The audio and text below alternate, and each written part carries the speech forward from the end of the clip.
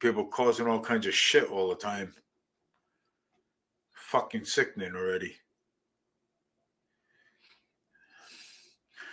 Good evening, everybody. Welcome to Fall River Media News. I'm your host, Dave Mead, and my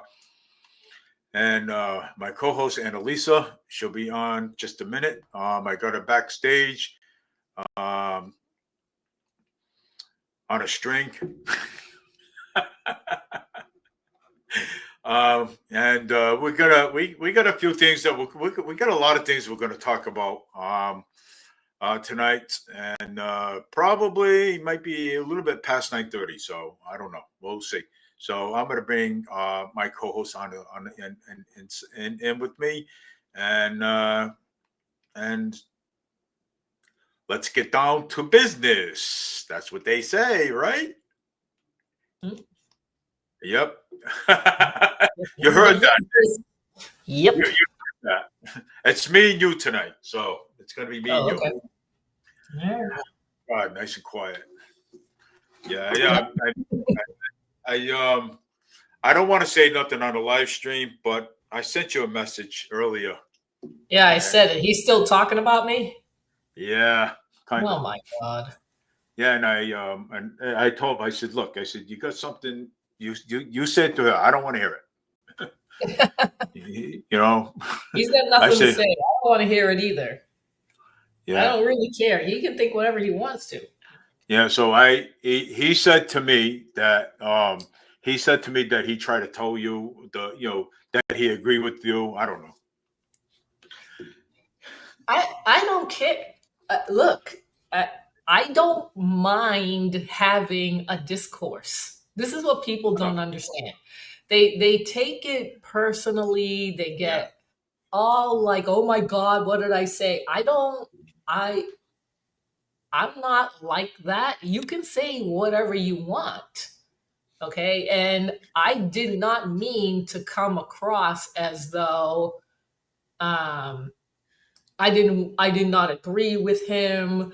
But what I did not like was that he was judging me. He was saying, you're judging me, and I'm like, I can't do it. And that's why I left.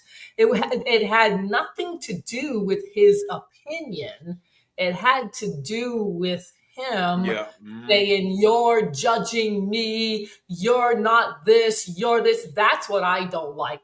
I never seen him before in my life. He doesn't know me. Yeah. And it's like, you're the one that's judging me. I'm not saying anything about you. It's some people you just can't have a take it personally.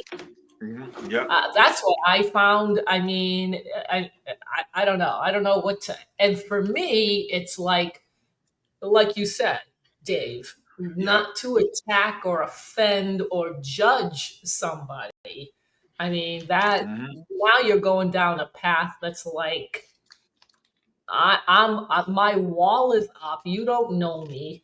I don't know who you think you are at this point. You said one sentence and you're this, you're that. And it's like, that's what I didn't like. That's what I didn't like. It's not got nothing to do with I agree with you, or no, it wasn't a discourse. We were not even talking about immigration or illegals. He's the one that brought up the ICE. So he's the one that started it. He's the one that started it. And it's like, fine, if you want to talk about ICE, but it's like, I don't want to hear why are they wearing masks. It's like, I don't care. I don't care. Yeah. Hi, Joe. Oh, well, looks like Eric wants to come on. Who does? My friend Eric. Eric. The one that used to be a security guard at the bus terminal. Oh yeah, I was thinking about him. I haven't seen him for a while. Yeah, he wants to come on, so I'm waiting for him to come on. But I like today. I was saying I looked up some businesses, some business, and I remember my dad telling me about SalesAct, the SalesAct company that we had here in Fall River, and and my father, back then, my father always told me, he said to me, he goes, Dave, he says, the minimum wage. Well, when I was younger, he said I said, wow, wow, the minimum wage is $2. I said, holy mackerel, $2 an hour. That's all you got. I says, he explained to me, how how they import, how the how they import the beans. Hello, Eric. Um, and how they import the beans. And Doing okay, Joe. How are you? Go ahead, Dave. Sorry. yes, so that's right. So so how they import the beans and stuff. So what they do is they have a machine, okay, that makes the beans, and they put it in the seal sack and they wrap them up and they ship them to farmers.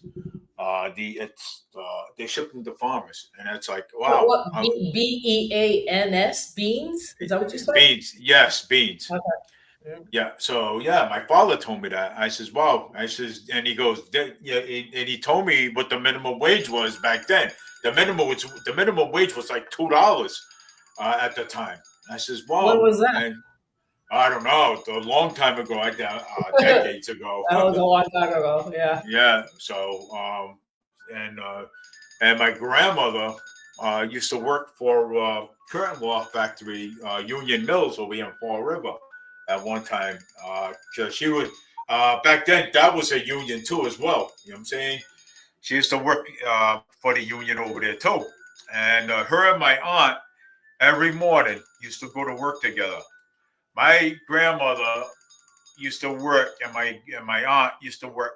Both of them used to work like 60, 70 hours a week, sometimes 80 hours a week. You know what I'm saying, over there. But my aunt owned a house up on Plymouth Avenue one point, and I'll tell you, the mortgage back then and the water bill back then was tremendous back then. Okay, so I mean, and yeah, I was like, wow. They showed me because every time I would go to my aunt's house up there, and she would say, "Hey, why don't you come up here and have something to eat?" I go up there and I'd have something to eat, and we sit down and have a conversation. And she would tell me, she would show me her water bills. She would show me her mortgage of the house and everything. I'll be like, "Holy mackerel, damn!" I said, "This cheap this cheap." Yeah, well, I mean, we talked about. That's yours. Yep. Okay. We talk about mortgage, right? So we talk about mortgage. We talk Oh, about you water. 50-year mortgages? Yeah. So we talk about 50 years mortgages. We talk about 10-year mortgages.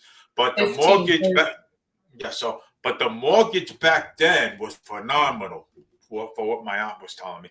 My aunt used to have a 20-year mortgage instead of a 50-year mortgage. There was no 50-year mortgage back then, Dave. It was No. either a 30-year mortgage. It's probably a Uh, 30-year mortgage. Well, she had 20. She had a 20-year mortgage. Oh, okay. She had Right, a right. 20-year mortgage back then, and let me tell you something. The mortgage back then was phenomenal compared to now. What do you mean phenomenal? Because it was 20 years. You know what I'm saying? So, Was it pretty standard back then? huh? Was it pretty standard back then? It was pretty standard back then. It Back was back pretty in those what? days. Pretty standard. Oh, the 20-year, but I don't know what you mean by phenomenal. You mean it was, what do you mean? It was It was the better? best. It was better. In other It words, was better. it was phenomenal. It was better. In other words, it was better. You know what I'm saying? It was standard back then. That's what I'm trying to say. Yeah, well, what do you mean? Like the payments were what? Are you saying it's affordable? It was affordable to Uh, be able to buy a home back then? Because now yeah, it's difficult. yes, it was affordable back then. Yes, so it was affordable back then. So Eric, are you there? Hello, Eric, speak up. Was she working 80 hours a week? Oh yeah, Yeah. yes. Hello, Eric. Hey, what's going on, bro? What's happening? We got two Erics over here. Yeah, I don't know what's up with the other one. Yeah, I don't know what's He's up with got the a other twin. Eric. And we don't know Oh, there we that. go. Okay, yep. We have a twin today. Yeah. But before we get started, I want to wish everybody happy Thanksgiving and Merry Christmas, and I want to get it all out there today. So I want to wish everybody a happy New Year. A happy New Year. I hope and pray that everything changes. So I know Annalisa was talking about something earlier today, because I know I jumped on her live stream. So I jumped on your live stream. I remember. What was I talking about? Marjorie Taylor Greene. Yeah, you were talking about Marjorie Taylor Greene, and you were talking about 50-year mortgages and the eviction kings and the real estate market and Zionism and I go all over the place. Yeah, But it was mostly about Marjorie Taylor Greene and what she stands for, which is why I brought up the 50-year mortgage and the real estate and the H-1B visas. So I was showing her page on X and what she posts. And it's all about what she wants to do for this country. She has introduced 2 bills. Thomas Massey has introduced, I know, a bill and maybe others concerning the beef. We were talking about that with CJ and Chip. Yeah. With the beef. So that's Thomas Massey, and he's a cattle rancher, and he would like to put labels on the beef that we buy in the supermarket, where the beef actually comes from, the point of origin, because nobody knows where this meat is coming from. Yeah. And I don't want to buy meat from Mexico or Argentina or Brazil because I don't know what's in it. So I'm not buying it. No, I'm not buying it either. No. So I'm not buying it either. Well, tomorrow. Tomorrow, I'm going to be going. We're going to be going to have a Thanksgiving dinner tomorrow at the place tomorrow. So Friday, I'll come on at 6:30 as soon as I get out of work. But you're coming on Friday night, right? Isn't that what you said? Yeah. Friday night. Yeah, Friday night. Yes, because we were invited. I forgot the name of the place now. Trying to think. Nick Stone said that he's sorry he can't watch tonight, Dave. Don't worry. Don't be. Don't be sorry, Nick. Don't be sorry that he. Yeah. So Dave, on the recount, I guess that happened on just that day. I guess they were able to figure it out. So Boomer actually ended up getting 6 more votes. Yeah, he did. He got 6 more votes out of that. He did. What about? But they didn't say anything about Paul Coogan. So did he lose 6 votes? I think I don't know. I think Mayor Paul Coogan lost 6 votes, but Boomer gained 6 votes. Right. So what happened to Coogan? Did he gain or did he stay the same? Coogan stood the same, and that's how he won the election. Okay, so he won by, James is saying he won by 219 instead of 225. So Coogan did not gain any votes. He stayed. All right, so yeah, Coogan stayed the same. Okay. Coogan did not. So yeah. So Coogan stayed the same. At that point. I wonder where he got the 6 extra votes from, because that's kind of interesting. Hello, Adeline. I think that's Adeline Motherson. Adeline, yep. She always watches my show all the time. She likes my show. So Everybody. I think that's interesting that he ended up picking up 6 more votes. So I don't know what happened there.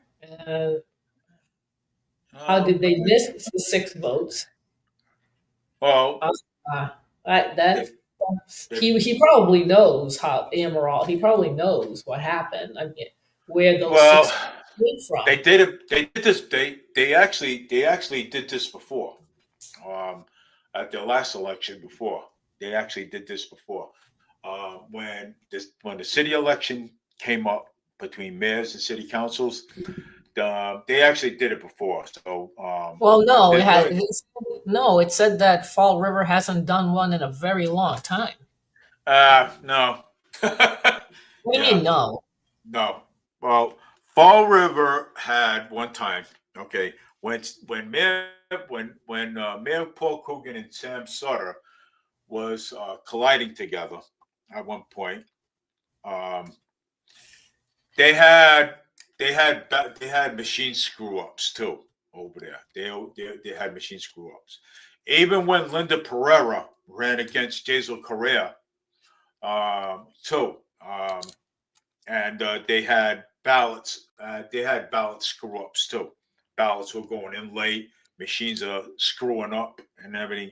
It's happened. It's happened a lot. You know what I'm saying? So, for mayoral or the mayoral race. From the mayoral race, yes. Yeah, I that didn't always read happened. That. I'm gonna look at that. Hold on. Well, that was long ago. You know what I'm saying? So. Well, that's what I'm saying. Yeah, so that happened before. So, like the machines messing up, the ballots, not getting in right away. You know what I'm saying? Oh, well, actually, Correa Jazel asked for a recount in 2019. There you go. Jazel asked for a recount in 2019. Yeah. Even though it was a very wide gap, but this one was not very wide. No, this was a very close race. You know what I'm saying? At some point. Well, even Mayor Paul Coogan said, even the mayor said it. That he nearly got beat by a Republican. You know what I'm saying? I'm telling you, that's a very slim margin. Yeah, that is very, very slim margin that he won by. He did not win the majority of the vote. He doesn't even come close to a majority. He barely squeezed out this win. He's lucky he won. If more people had come out to vote, Boomer would have won. Of course.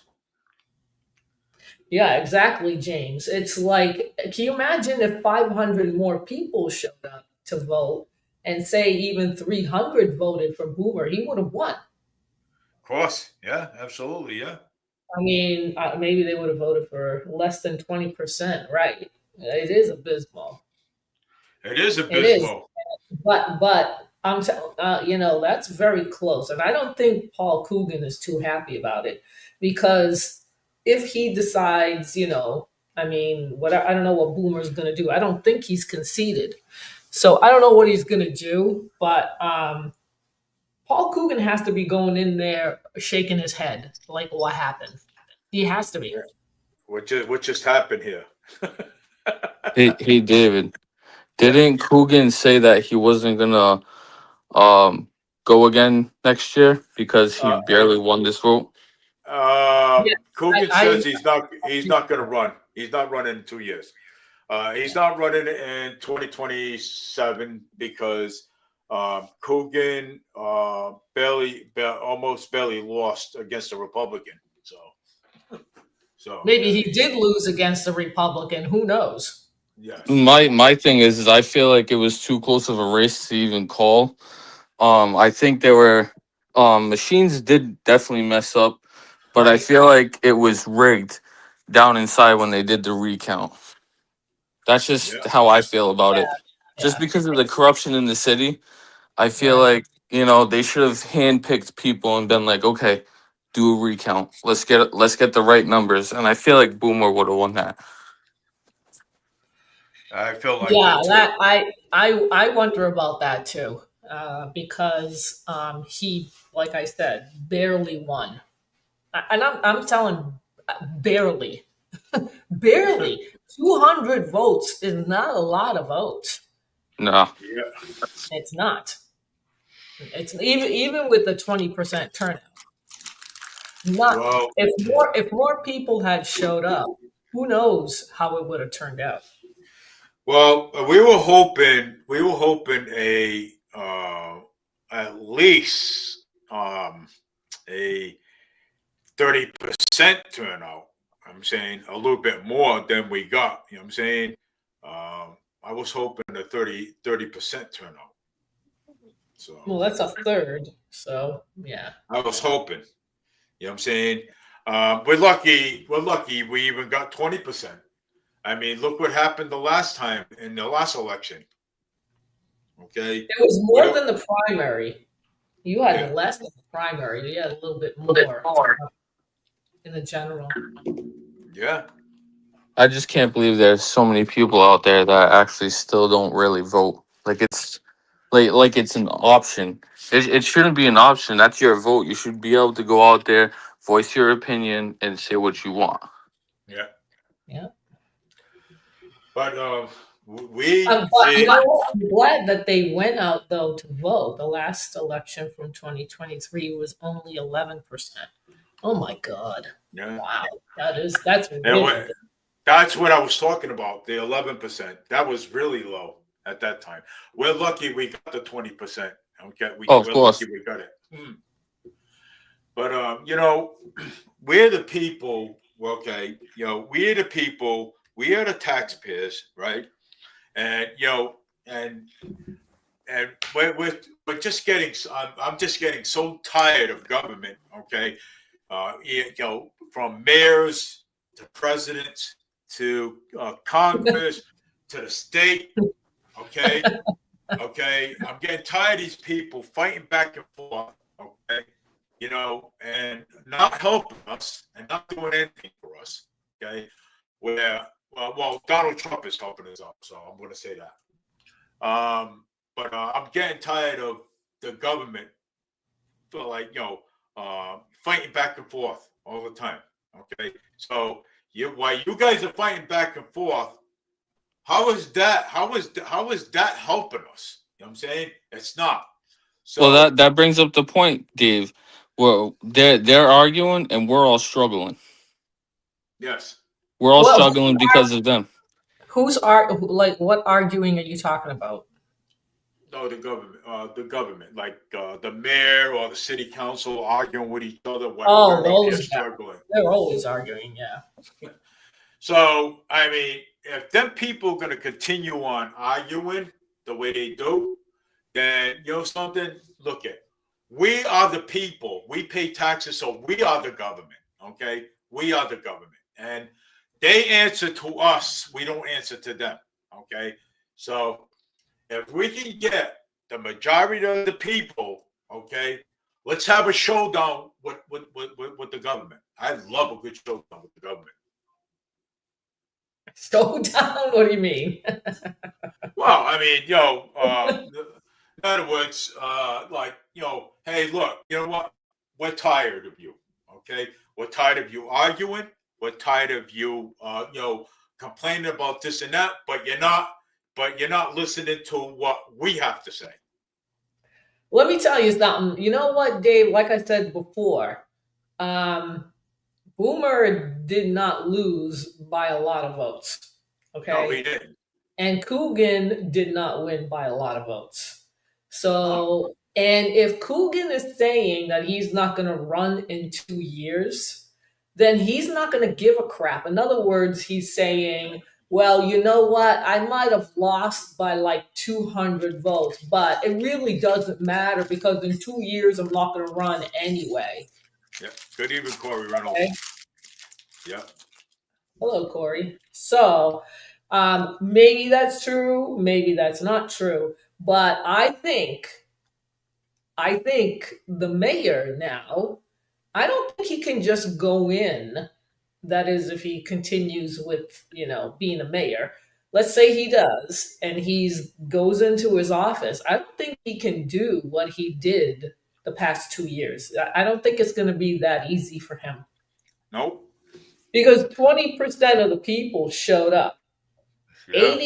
80%, I don't know where they are, where their heads are, who knows, but they didn't show up to vote, so they can't say anything. The heads are up their ass. That's what it is. Right. So the 20% are the ones that I say can legitimately give an opinion, and Coogan does not have a lot of leeway here with the 20% that voted. He did not win by a landslide. So I don't think his agenda, whatever that is right now, is going to go very well. Nope. It's not. With what they have written on their windows on the car. What do they write in their windows in the car? What do you mean, Corey?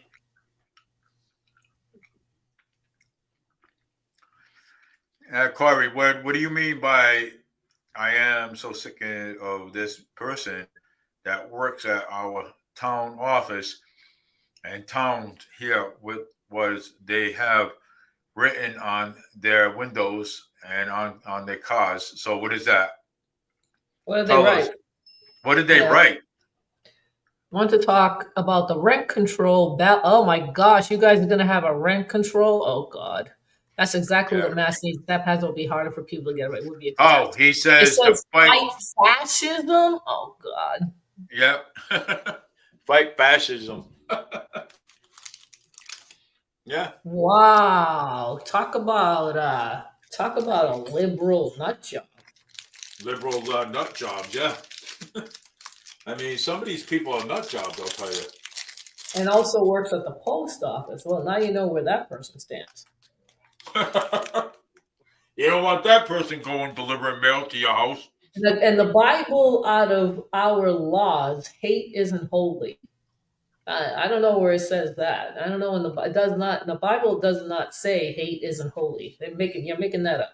Also works. The police and town said there's nothing we can do.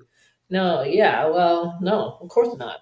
That's freedom of speech, even though they do work for the town. And that's Coogan's job, and Coogan's not going to do anything because probably Coogan agrees with that. Of course. Do you see how these people now come out of the woodwork because the election was so close? The election was so close. Yeah. Okay. It was very, very, very close. There's no room for Coogan and his cohorts to breathe here when he goes back. Oh, yeah, he wants to talk about the rent control. I saw that too myself. I said, I "Are you don't know. serious?" Northup was, yeah. I don't. Yeah, you know I don't- why? You know why, Corey? Because they're afraid. These people, the progressives and that are on the left, do this when they're afraid. That's what they do. This is like trying to get their power back and their control back, and they're threatening with this, that. Don't pay attention to it, Corey. Don't even say anything. Yeah. I'm telling you, it's not worth it. Leave them alone. Well, this is what I want to tell Corey. Corey Reynolds, you know something? If they say something to you, record them. You know what I'm saying? Record them for your own protection. That's what you do. So that way Well, you don't I don't know. Who knows if this person is throwing away the ballots or not? We don't, if you have proof, that's one thing, but you can't really go around, saying that if you really don't know, because you can get in trouble. Yeah. But yeah, you know what? Everybody's questioning that, and it's a great question, by the way, because Boomer did not lose by a lot, and who knows? And Eric said the same thing. that it was rigged. It was. Of course, it was rigged. So everybody's wondering the same thing: was it rigged? You know what? That's all. And those are all good things that people should be worrying or wondering about. What did happen, and how come it was only? How come Boomer got 6 more votes? How did that happen?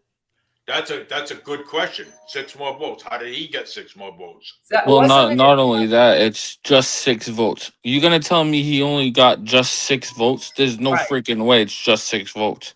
No, you're right. I agree. And that could be too.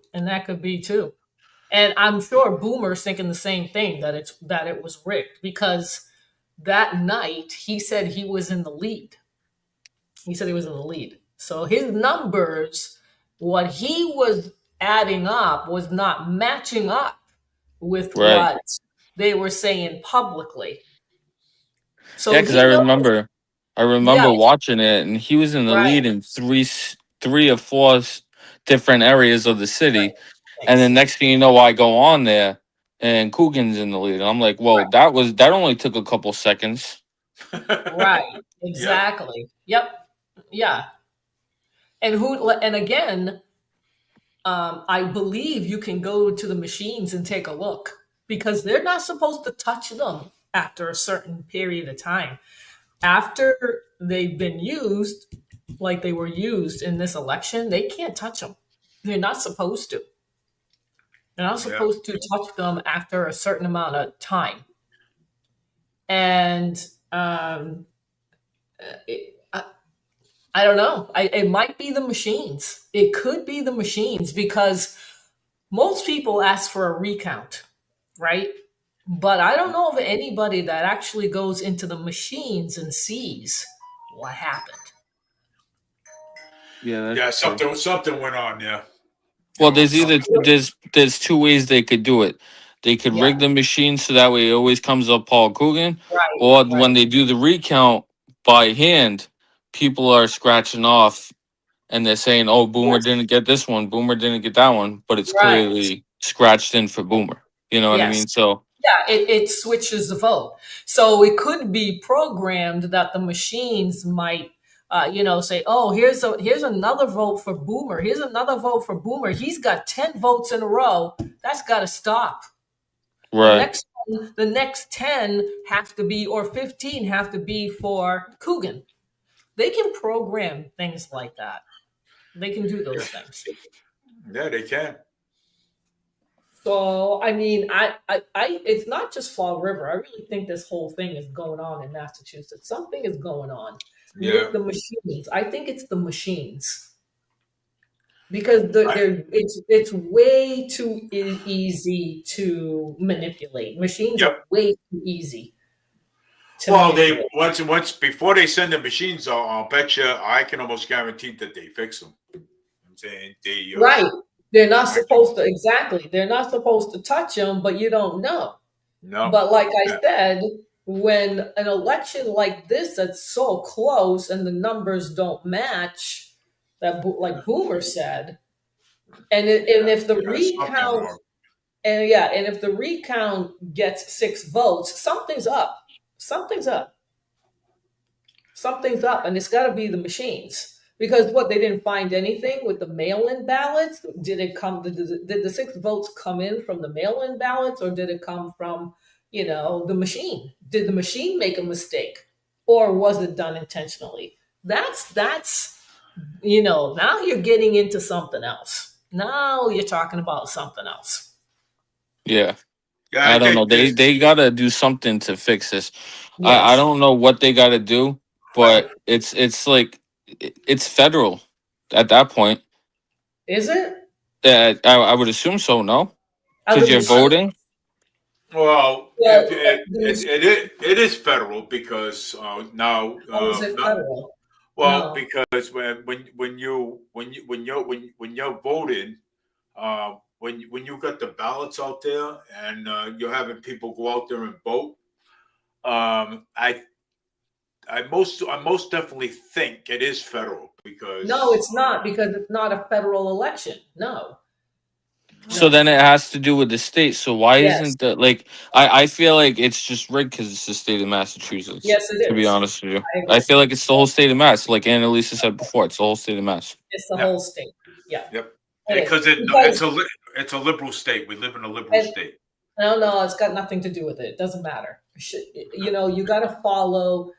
You got to follow the will of how the people vote and not rig the machines. It is rigged. There's no doubt about it. Yeah. It's rigged, and I think it's the machines. It's got to be something for him to get 6 more votes. So something's up. If it came out the same, we're probably asking. We would be asking the same question. Like, how could it be the same? You know something though, I feel like they put on the six more votes to try and convince people that it wasn't rigged. It could be right. Yep. Just so that way everybody's like, oh, okay, Boomer got Yes, 6 more. and How go- is this and- rigged? That's You know? right, and move on. Yeah, exactly. And I don't think that should be the case. I don't think it should be the case. Again, I would look at the machines. So I wonder how they would go about this though. Like I'm more of a person that, you know, I see a problem, I want to fix it. I'm just so interested on how can they fix this? What can they do? How can they go about fixing it? well, you can, I believe, you can do an audit on the machines.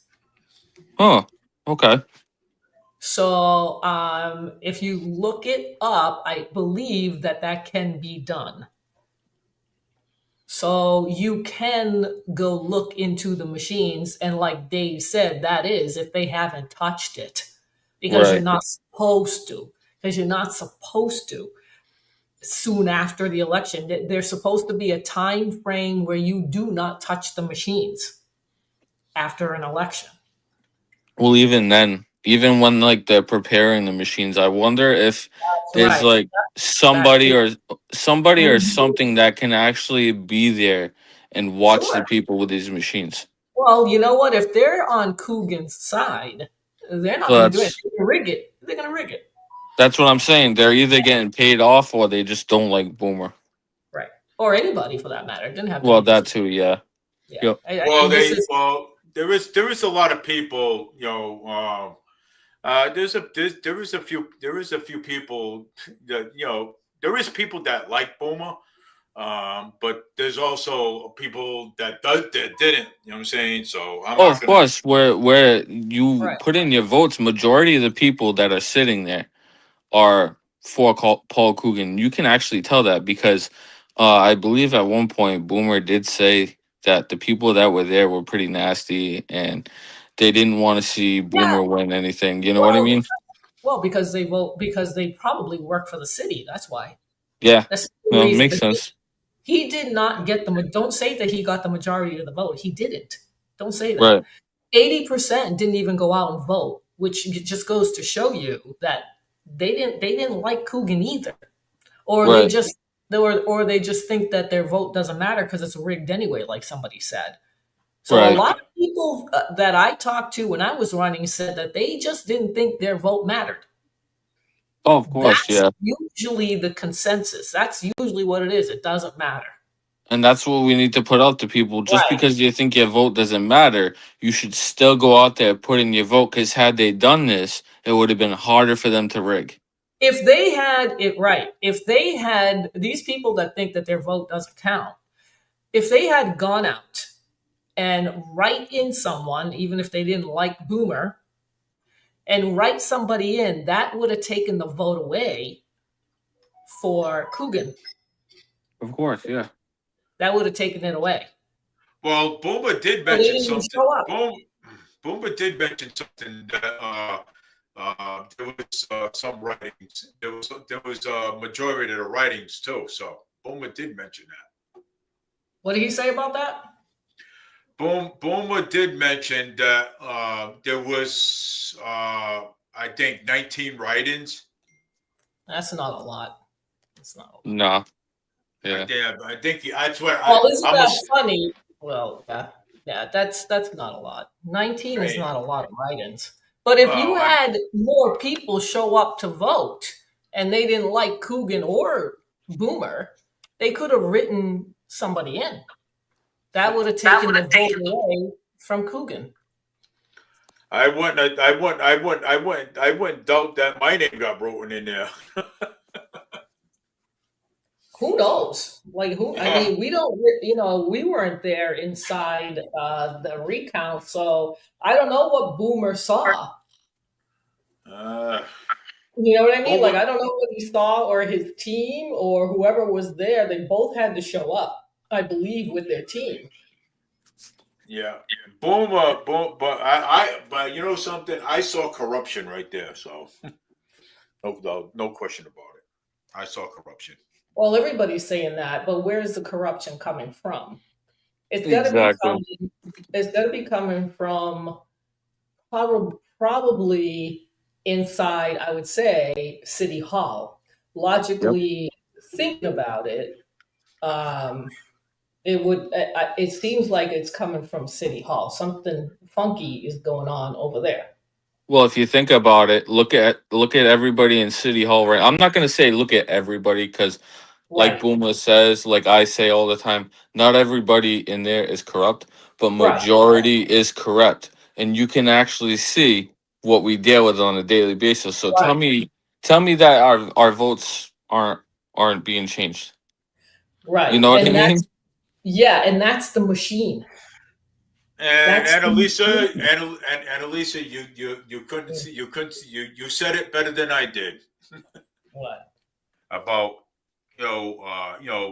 about the corruption and stuff like that. You know, when I said corruption and you said something, you said it better than I did. Hey, yeah, David.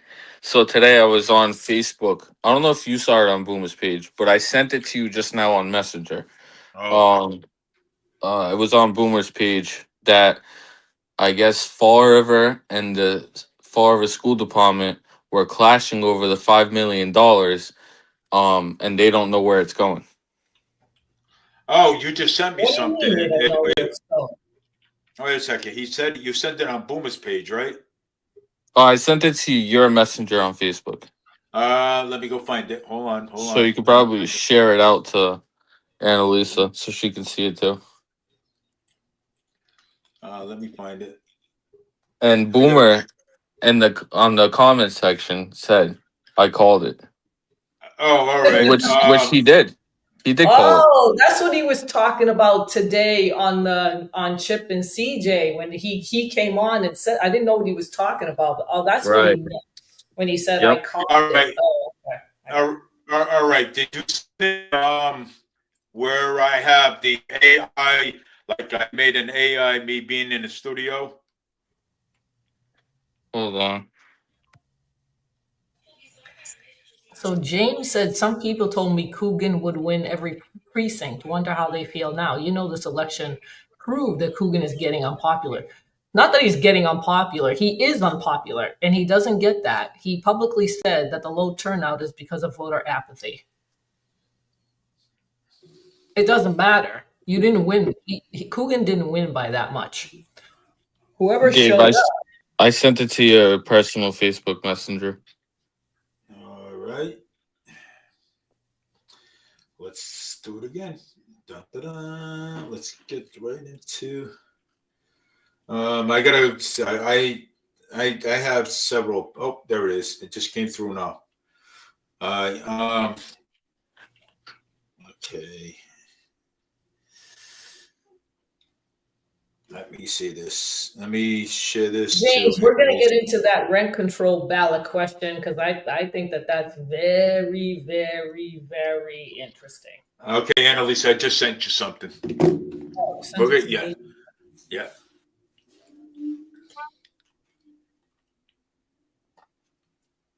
Hold on. Let me see. Well, you can actually put it up on a screen too, Eric. Yeah, let me see if I can try to do that.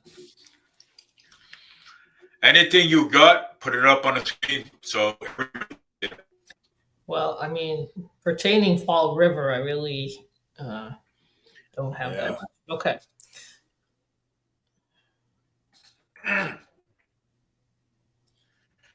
Oh, okay. So is this what you're talking about, Eric? Fall River and its public school district clashed over how a $5 million annual net school spending overage was handled, Yep. but credits could help. Fall River school system deficit may have been around 7 million, and council wants answers. Whoa.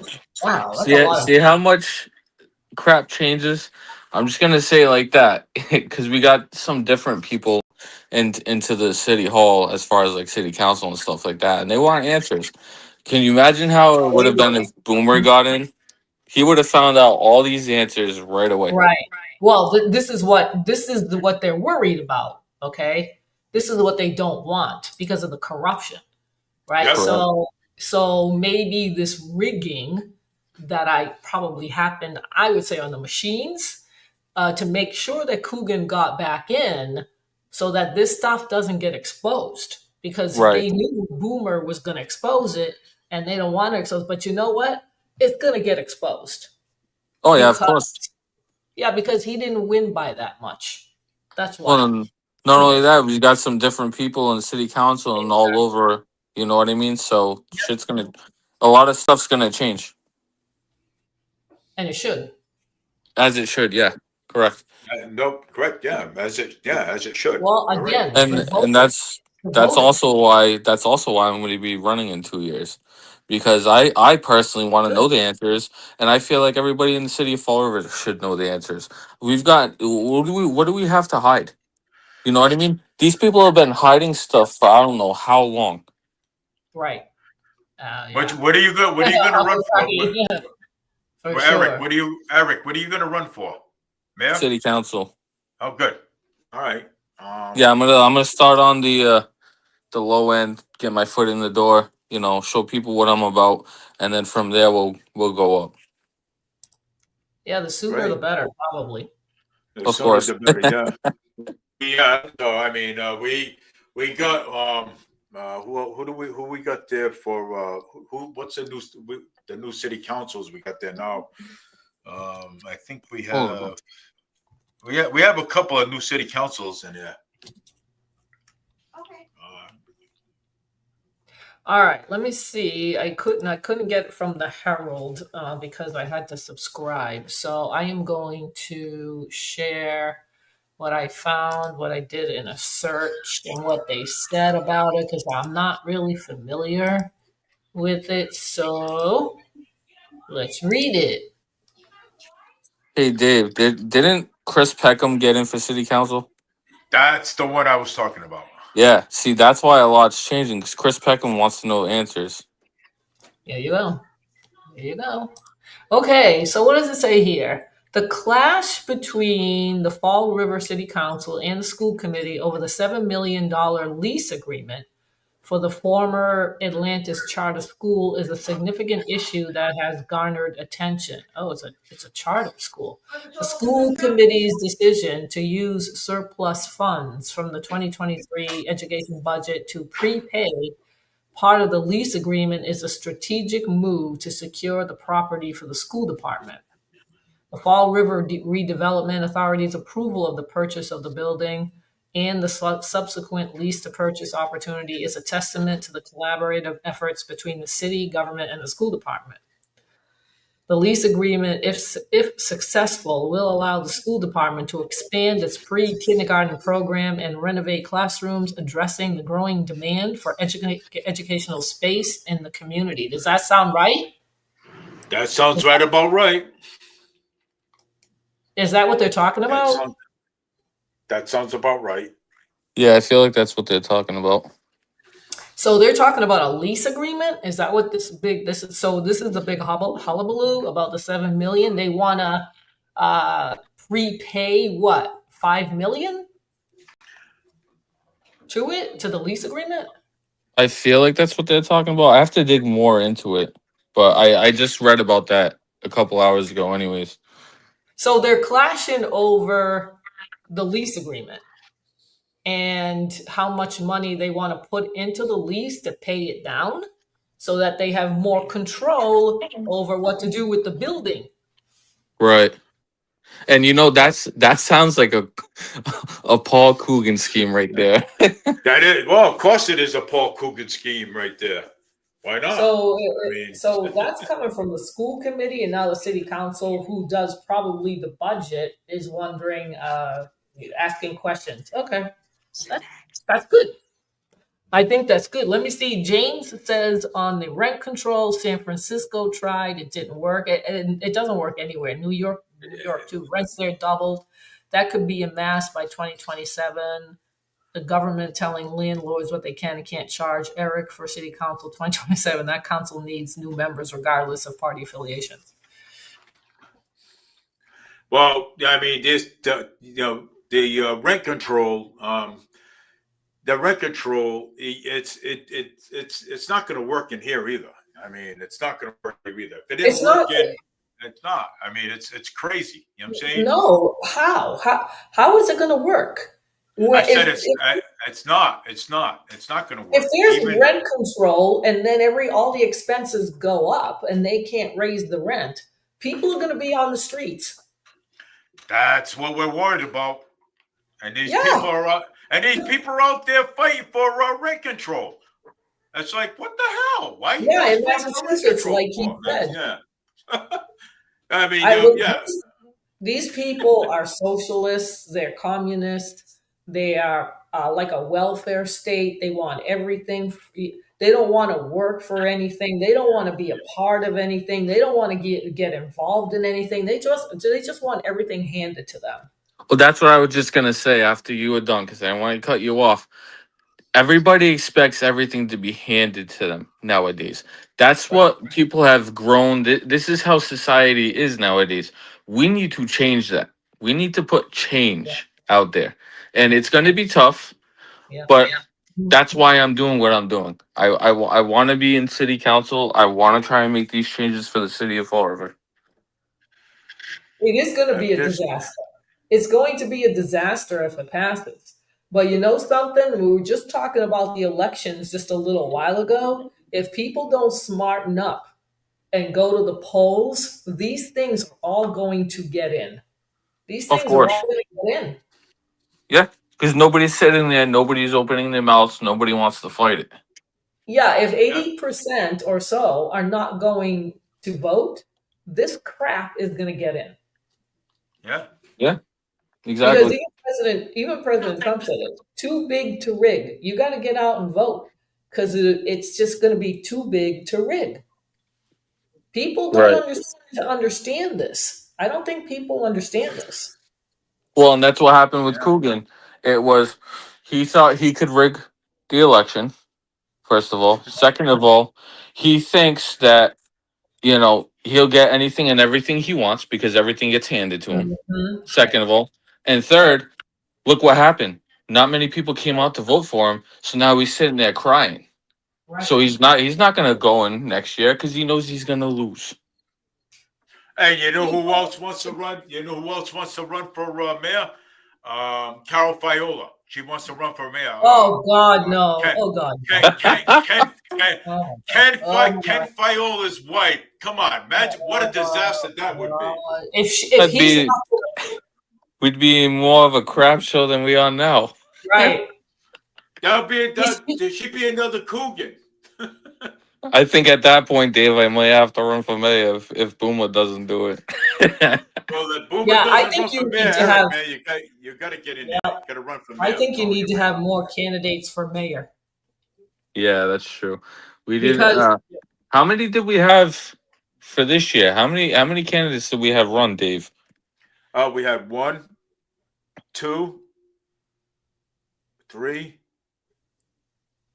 And we had Carlos Caesar, the one that turned his back on Yep. us. We had Yes. another. We had. Yeah. Well, that was Carlos Caesar. That So was. you had four. We You had had 4 people. Republicans, right? And 4 then Republicans running for us. 4 Republicans running. Okay, for mayor.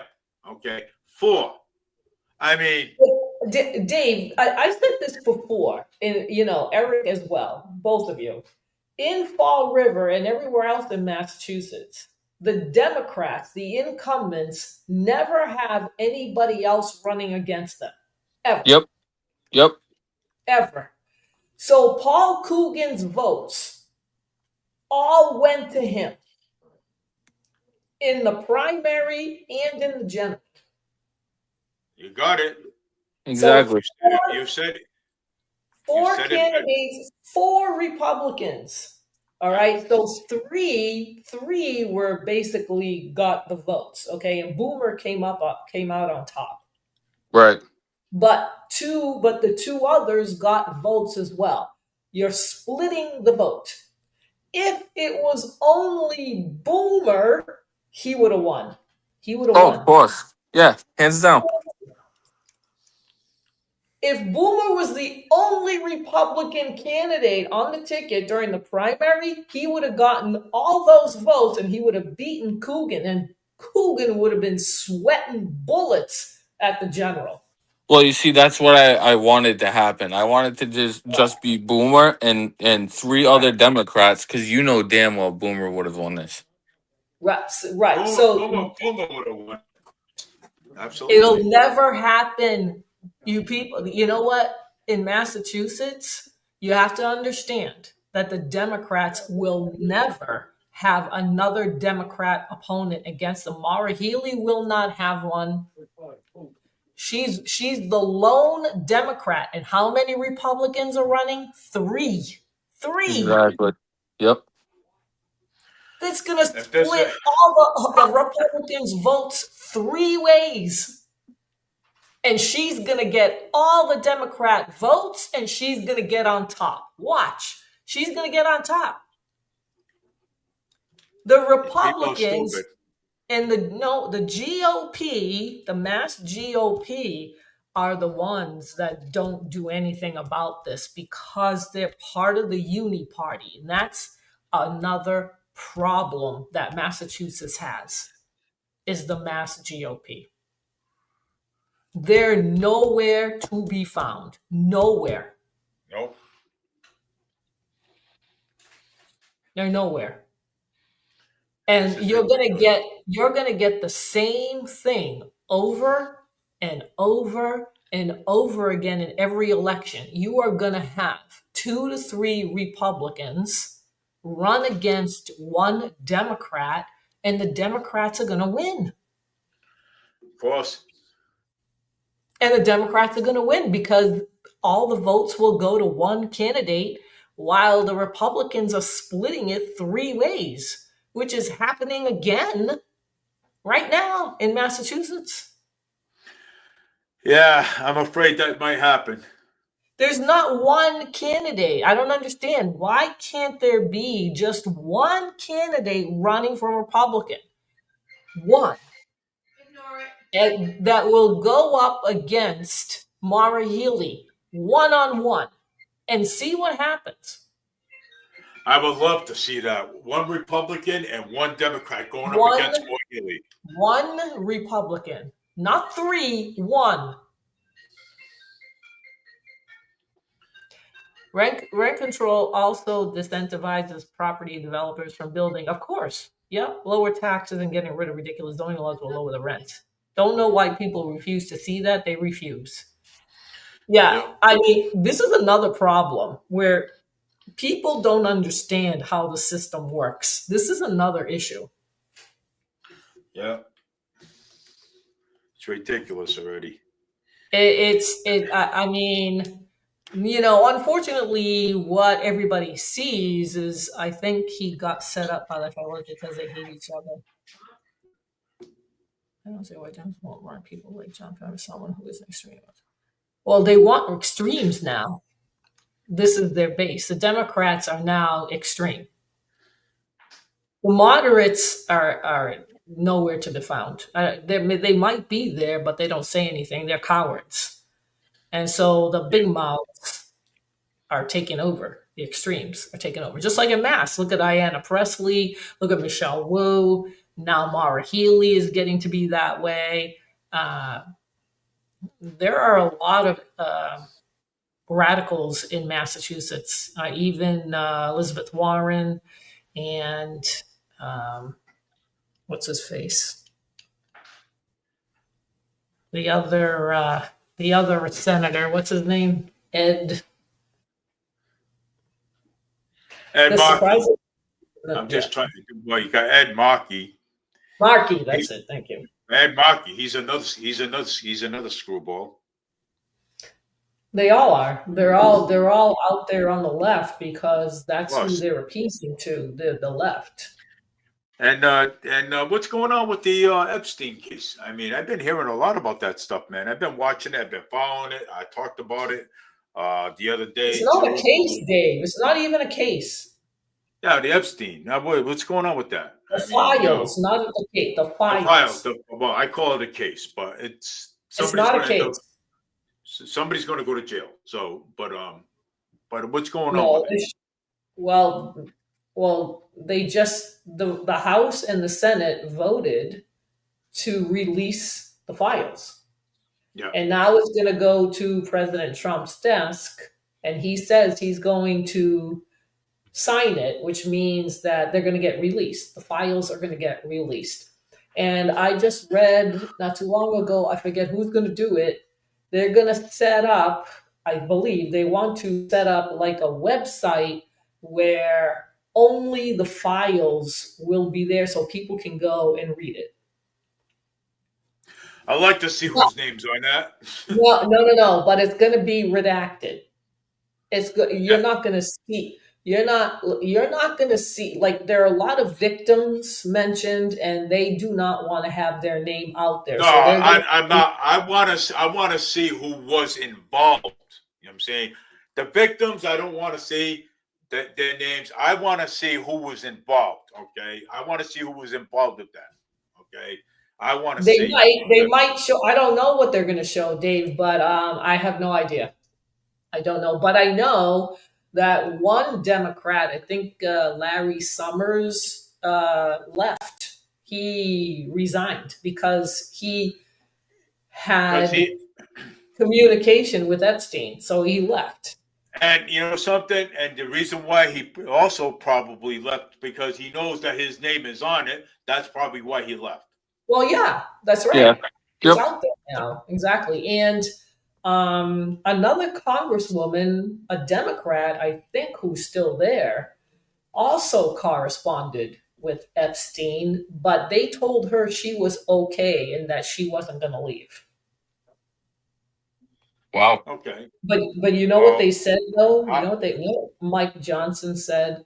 He said that he doesn't want a lot of the names coming out there, meaning people that he knows, people that are in politics. I think that's what he's referring to, because it's going to change the whole political system. And we're like, names have to come out. yeah, you know what? This is what we want, the political system to change, to crash, and start all over again. Because it's corrupt. I agree. I want this system to crash too. Okay, I want it to crash so we can start all over again too. I agree with you on that one because So that's what Mike Johnson said. He said he wants to protect how it's going right now, but other people that do not want this system, like myself, want it to change. And if it's going to cause a collapse, I hope it causes a collapse. I hope it does too. You know what I'm saying? Because, you know, there is names on there. There is names on there. I'll bet you any money Bill Clinton's name's on there too. Of course it is. It is, Dave. It is. Barack Obama's name's on there too. Want to make a? I already know what's happening with that. Right. It's not. I bet it is. It is. It is. People already. Okay. You need to get people need to get the image that they have in their brains, which is really dumb. Like with Obama, who they think is Jesus Christ. Who they think it was Jesus, second coming of Jesus. You need to get rid of these images. that these that the media portrays them to be as innocent, doing the best that they can, like Obama being a family man and having 2 children. He is gay. So his wife. So is his wife. Right. His wife is a trans. Right. She's good. I'm not going to say it, but I mean, I you did. know what I'm I saying. just said it. She's a trans. Yeah, Okay? Annalisa said it for you. Right. And Joan Rivers even said that a lot of people know this. Okay. A lot of people, it's the image that they portray, the media, that they portray that this guy is a Christian and he's not. He's a Muslim. Now they're saying he's part of the Muslim Brotherhood, Yeah. like Mom Yep. Donnie. On Donnie. This guy Me- is a fraud. And unfortunately, media plays a lot to do with politics Yes, nowadays. they do. Ridiculous, Yes, they man. do. And people, because they believe the media and they believe what they want to believe, like as an example with Obama and even Clinton. But when it comes to President Trump, it's a different story. But when it comes to the Democrats, they don't do anything wrong. They do Mhm. nothing. No, they don't. No, they don't. They're innocent. That's the Yeah. thing, though. People believe the first thing that they see, and anybody else who's trying to correct them, trying to lead them in the right direction, and doing research, they don't want anything to do with it. Right, because they know that it's a farce, because they know it's a farce. But when it comes to Obama, I really think a lot of people find it hard to believe that he's gay. Oh, of course. That's what I'm saying, Yeah, of because course he is. the media portrayed him as a, normal heterosexual Christian male who got married to a woman who is actually a trans, and then had 2 children who actually they used a surrogate parents for that, because Michelle, whose real name is Michael, cannot have children. And those kids that they have right now, none of them kids look like her or him. Right. Nope. No, they look like the surrogates, because I saw photos of them. That's who they Right. look like. Of course, who else are they going to look like? So But here we are again with the media hiding crap, Dave. that's right. Yeah, Yeah. media is always Oh, hiding crap all the time. Yeah, but you know what? There are a lot of people on the list that I think people are going to have, if we get to see it. I'm not so sure we're going to. Okay. But you can imagine, if they do not want the names to come out, who they are. We know who they are. That's why. Because we know who they are. When the names come out, guess what's going to happen? I don't think we're going to see the names. I don't think we're going to see the names. We might not see the names, but when the names do come out, even if we don't see them, guess what's going to happen?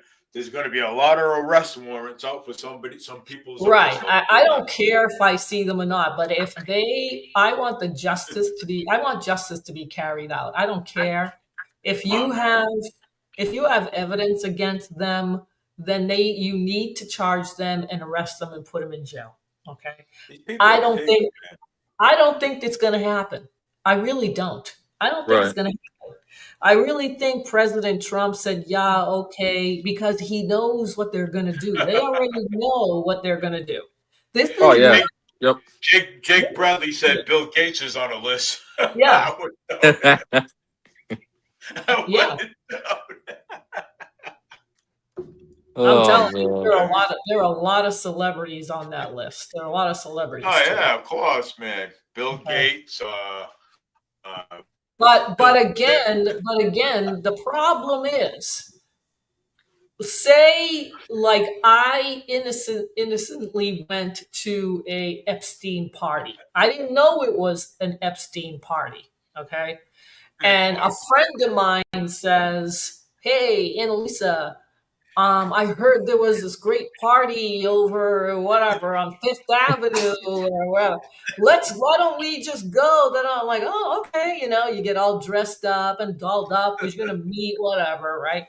And so you go and it's, you have no clue about these people. You don't know who they are. You don't know who, I don't know. I didn't know who Epstein was and just till recently. So if I saw celebrities there, I'd be like, oh my God, that's so and so. Oh my God. If I saw Epstein, I would have no clue who he was. I would not know. Diddy is on the list. Yeah, he is actually. So, in other words, what I'm saying is that just because people's names are on the list doesn't mean that they knew what was going on. It Right. doesn't. It doesn't. So you have to be careful because they can get sued. The government can get sued if they put out information there that's not accurate. So it has to get redacted. It has to. You know what? Jake Bradley says that he hopes Seth Moulton wins. Oh my God, he's another idiot. All right.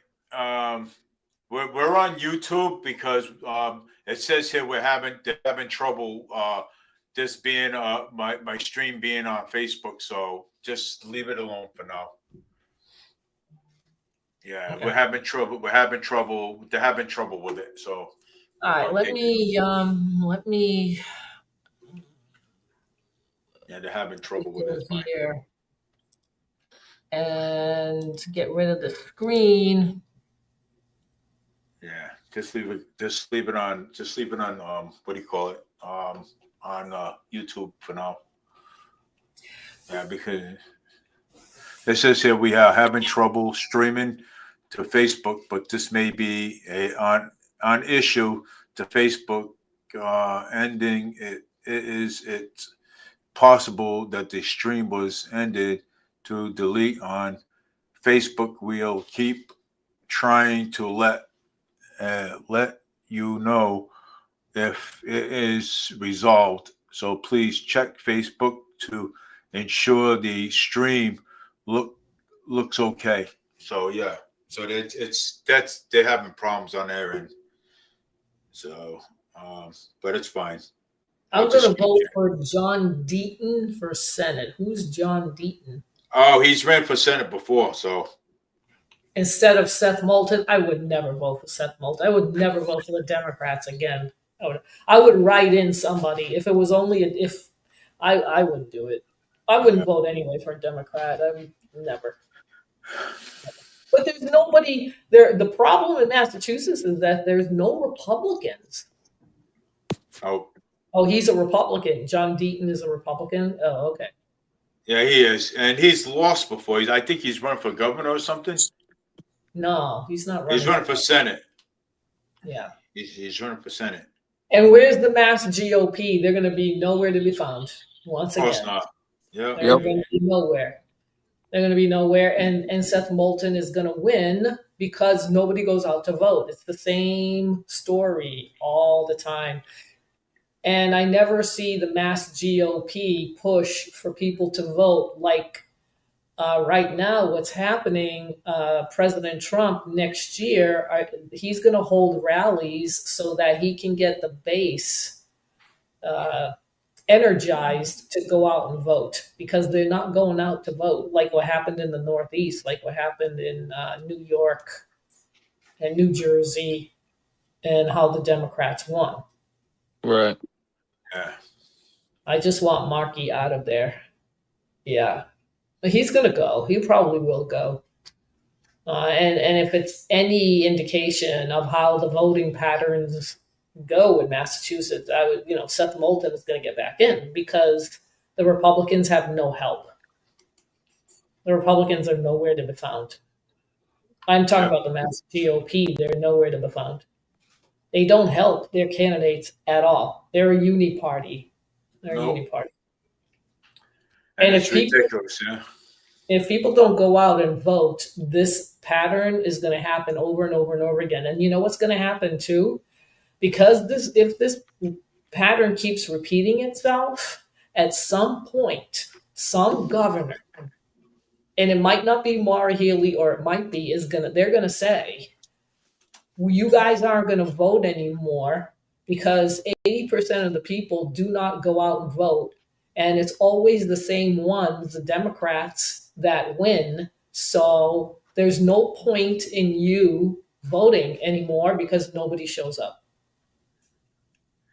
I bet you anything that's going to come down the line. Your voting rights are going to be stripped because people don't go out and vote. And it's always the same people that get in. This, just like, even though in Fall River, it was, 219, winning by 219 is like nothing. Right. For the Democrats, that's nothing. That's nothing. So Paul Coogan doesn't have a mandate here. Everyone onto YouTube because they are fixing it. Oh, that's Dave. That's you, everyone. Yeah. Are So we chatting on YouTube right now, or I'm still on Facebook? I think. are you? Yeah. I'm Well, not because on YouTube. no. Yeah. Are you still on Facebook? Yeah, because that's what I. Okay, so you might be still on Facebook over there, but over here on mine's, they're fixing it. So you know what I'm saying, they're trying to fix it. For me to get it back on. Well, I don't know my side. I don't know what they're fixing if I can still see and hear you. Okay, so I don't we're on. understand what you're talking about. That's no, my Facebook page. I know. When I log in with you, Dave, it's on Facebook. I'm not on YouTube. All right, so you're on Facebook over there. Okay, I'm on Facebook. All right. So what are they talking about that there's a problem? You were probably having a problem with, streaming. Yeah. Maybe it got cut off, or, maybe the connection wasn't good, but it's still here. I can still hear Eric. Eric, are you on Facebook or YouTube? No, I'm on YouTube. Oh, you're on YouTube. Okay. I'm on Facebook. Well, I'm all right. So I just all right. But I want to make sure I tell everybody to go. We're on Facebook on my page to go to YouTube. That's fine. Oh well, what it is, what it is. Yeah, well, Markey, I mean, he's done nothing for the state. Yeah, Markey's and neither has Elizabeth Warren. They're both losers. Yeah, both corrupt. Yeah. Very. Yeah, you're right. Absolutely. Very corrupt. So, and you know what? Maybe the Epstein files is something where, and you know what? Maybe President Trump does know that this is going to shake up the DC show. Oh yeah. Because that's what that's what I voted for him. I wanted him to shake things up and change all this corruption because it's too deep. Yep, me too. Yeah, this has to be shaken up somehow. Maybe this is going to do it. There's these Epstein files will do it. That is, if not every name is redacted. Right. But there is going to be, I don't know if there's going to be, but he would like somebody in DC would like to have just a website only for the Epstein file so that people can go read it if they want to. Right. I hope they have a so I hope they have I think it's going to crash. A page for that. I think it's going to. Huh? I think it's going to crash. Yeah. Absolutely. Yep. It might crash. I think so too. Everybody wants to know who is in there. I don't want to know who's in there. I want to see justice. That's what I'm saying. Yep.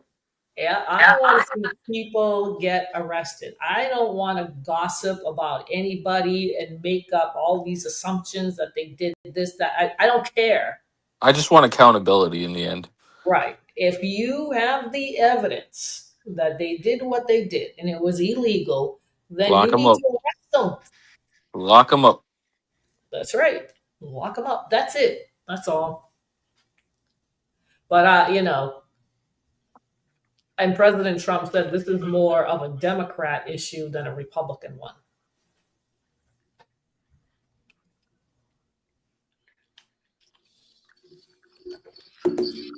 Yeah, I told James to go to YouTube.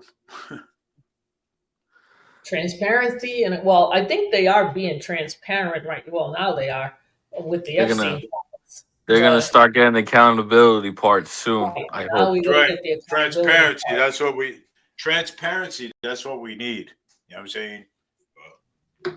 Well, with the Epstein files, I think we're going to get some of it, but accountability is a different story. That's Oh always yeah. no matter what they say, and it's happened before. Clinton with Monica Lewinsky, Obama with something else, with the cash that he gave to Iran or something. Yep. Every administration has an issue or issues, but they're never held accountable. Right. Never. Ever. Nope. Anyone. Nobody. Nobody And goes that's to why jail. that's why all these other people come in and they feel like they can do whatever the hell they want because nobody's being Right. held accountable for it. Right. Lawlessness. It's lawlessness. Yep. I mean, this is just chaotic. This is chaotic. There's no morals here. You know what I mean? Like there's the founding fathers who wrote the Constitution did not even get paid. They didn't even get paid when they were writing the Constitution. Right. Yeah. These people are getting paid and then some. They're being bribed Oh, of course. by the lobbyists. Where does it say that it's okay to bribe an elected official? Like, where does it say that in the Constitution? I And don't once see. again, that's when accountability comes in. Transparency, accountability. Where even What even is that? what's Yeah, happened. right, exactly. You need that. Right. Yeah. Oh yeah, it definitely took us a long time to find out what happened with the Vietnam War. This is the FBI. This is the CIA. I mean, these are They're just hiding stuff from us, like always. yeah. Oh yeah. And the agencies that experiment on us, the chemtrails, the crap that they're putting in the air. Why do we have chemtrails? Why do we have to have chemtrails in the sky? And you know what they do to hide all this? They start things with they start things politically to pull the wool over everybody's eyes, so that way they can go out and do whatever the heck they want. Well, this strategy that they're using is not going to last because everybody's Yeah. seeing through it now. A lot of people are like catching on to the lies. You don't eat much. All right, hold on one second. Hold on. So altogether, oh, this is that one? Yeah, I said that to a couple people the other day that everybody's starting to catch on with everything that's going on nowadays. Yeah.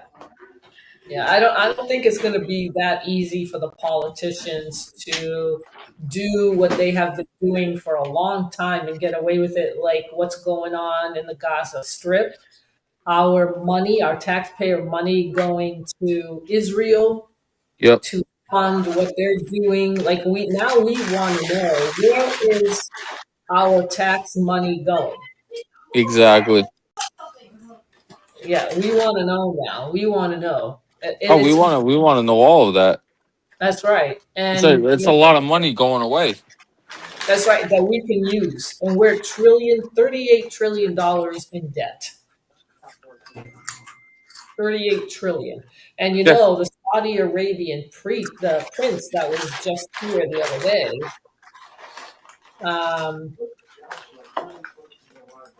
just said he was going to invest $1 trillion to the U.S. economy. You know something, Annalisa? We're that much in debt, but people still want stuff for free. How does that make sense? They don't care. You know what they do? They print money. They print it. Yep. President Trump is spending more money than Biden did. Right.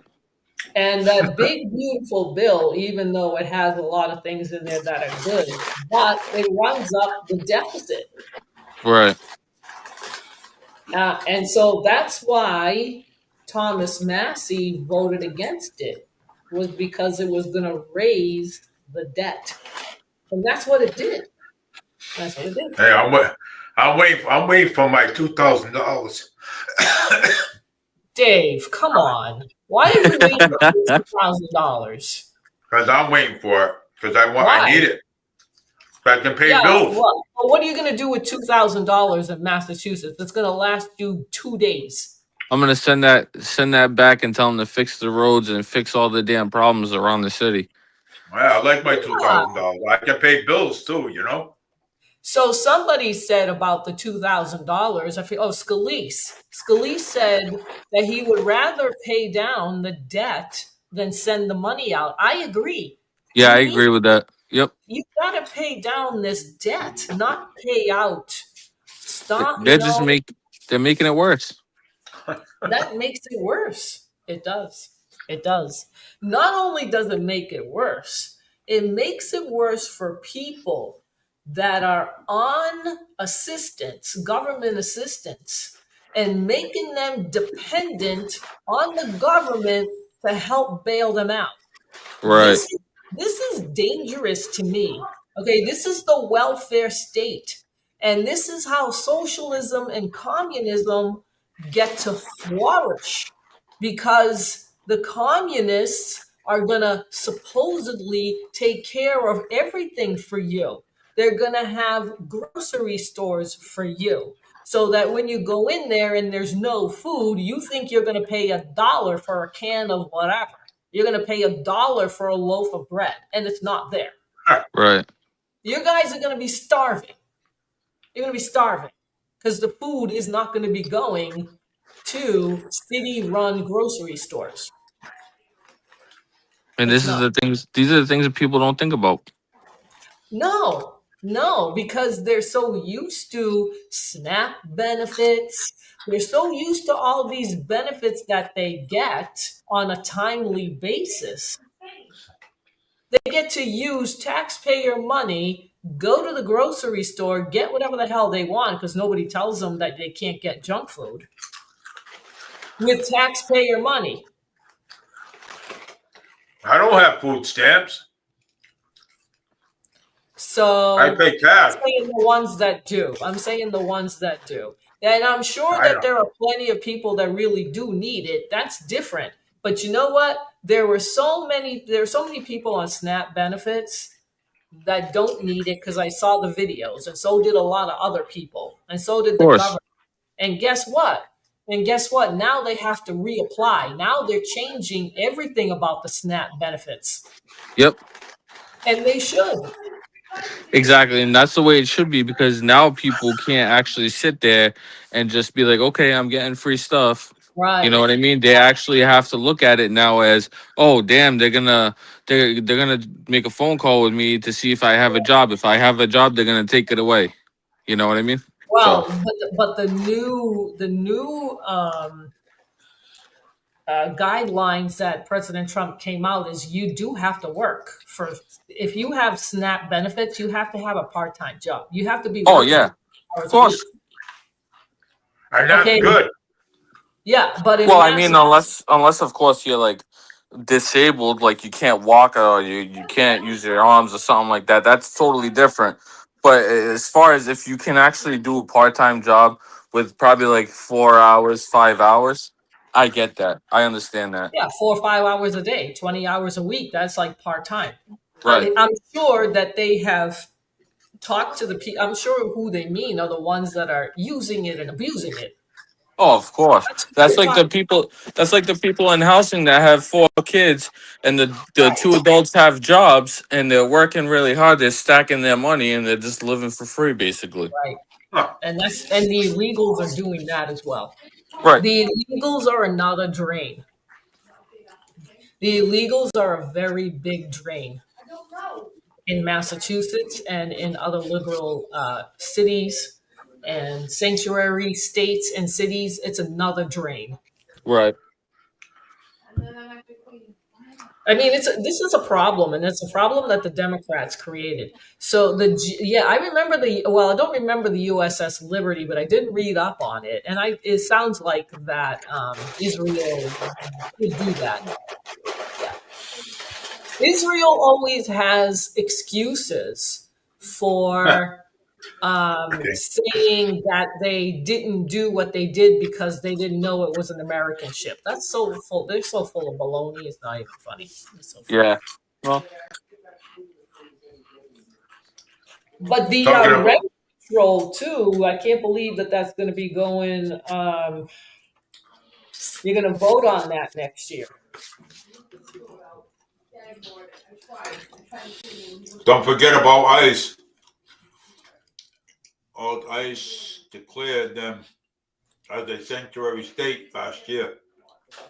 Yeah, that's a drain on the state and, Yep. and on the federal benefits that they're getting. They're not supposed to be getting federal benefits because President Trump said he was going to cut them off. But the state is a different story.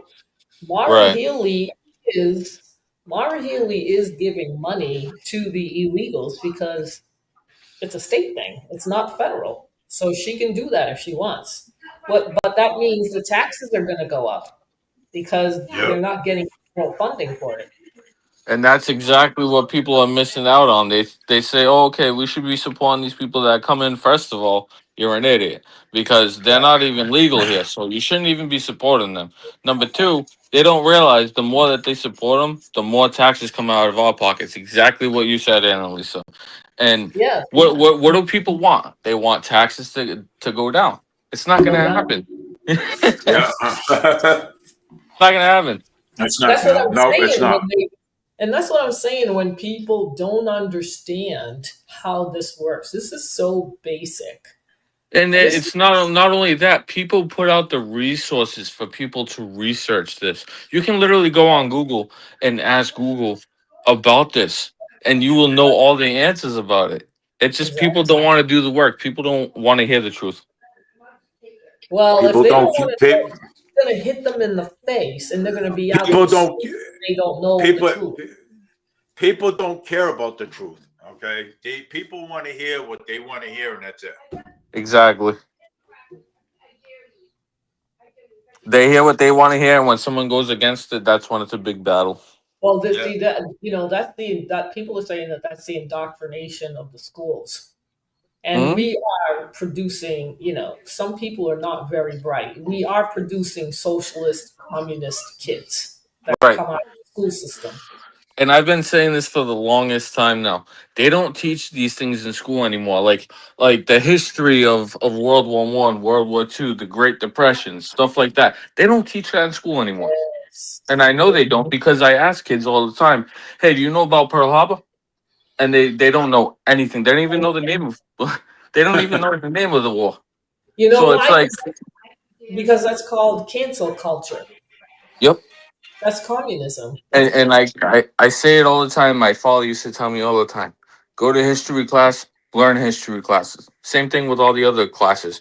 But the main one is if we don't understand history class and we don't know all the history of our country, we're going to repeat it. We're not going to repeat anything. It's going to be gone. It's going to be well, gone. that too. But we could repeat history. But it's not going to be the same. It's going to be worse. I don't know. I'm not sure I don't know what repeat history because I've never seen this before. I've never seen socialism and communism so popular as it is right now. This is, to me, new. This is new. Oh no, I'm talking about like worldwide, like World War II and World War One. Like we're gonna have a full out world war if people don't get their shit together. Well, you know what? The Europeans and the people in the Middle East are, I believe, better educated than we are, and they know all about that stuff. Right. Okay, they do. I mean, if you go to Europe or else in the world, they're not teaching their kids LGBTQ, DEI, and CRT and stupid things like that. They're teaching them how to become engineers, doctors, how to work the computer programming, how to do engine. I mean, we're way behind. Yeah, we are. We're way behind on a lot of things. The kids are way behind. Yeah. I mean that you go to China right now and you take a kid with you, they'll be more interested there than anywhere else because look how far ahead they are. These kids know so much. They do. And even It's in crazy. Europe, when I was in Italy, I forget when it was, 5-6 years ago, my cousin, who was in elementary school, was already learning English. Yep. He's already learning English at an elementary school. Yeah, that's like my cousins in Portugal. It's crazy. A lot of those people there can speak the Portuguese, but they all know English. Right. You know what I We mean? don't So do that. they're already 10 steps ahead of us. Yep. And their math classes are harder. Yep. Everything is way more advanced at their level than we are in this country.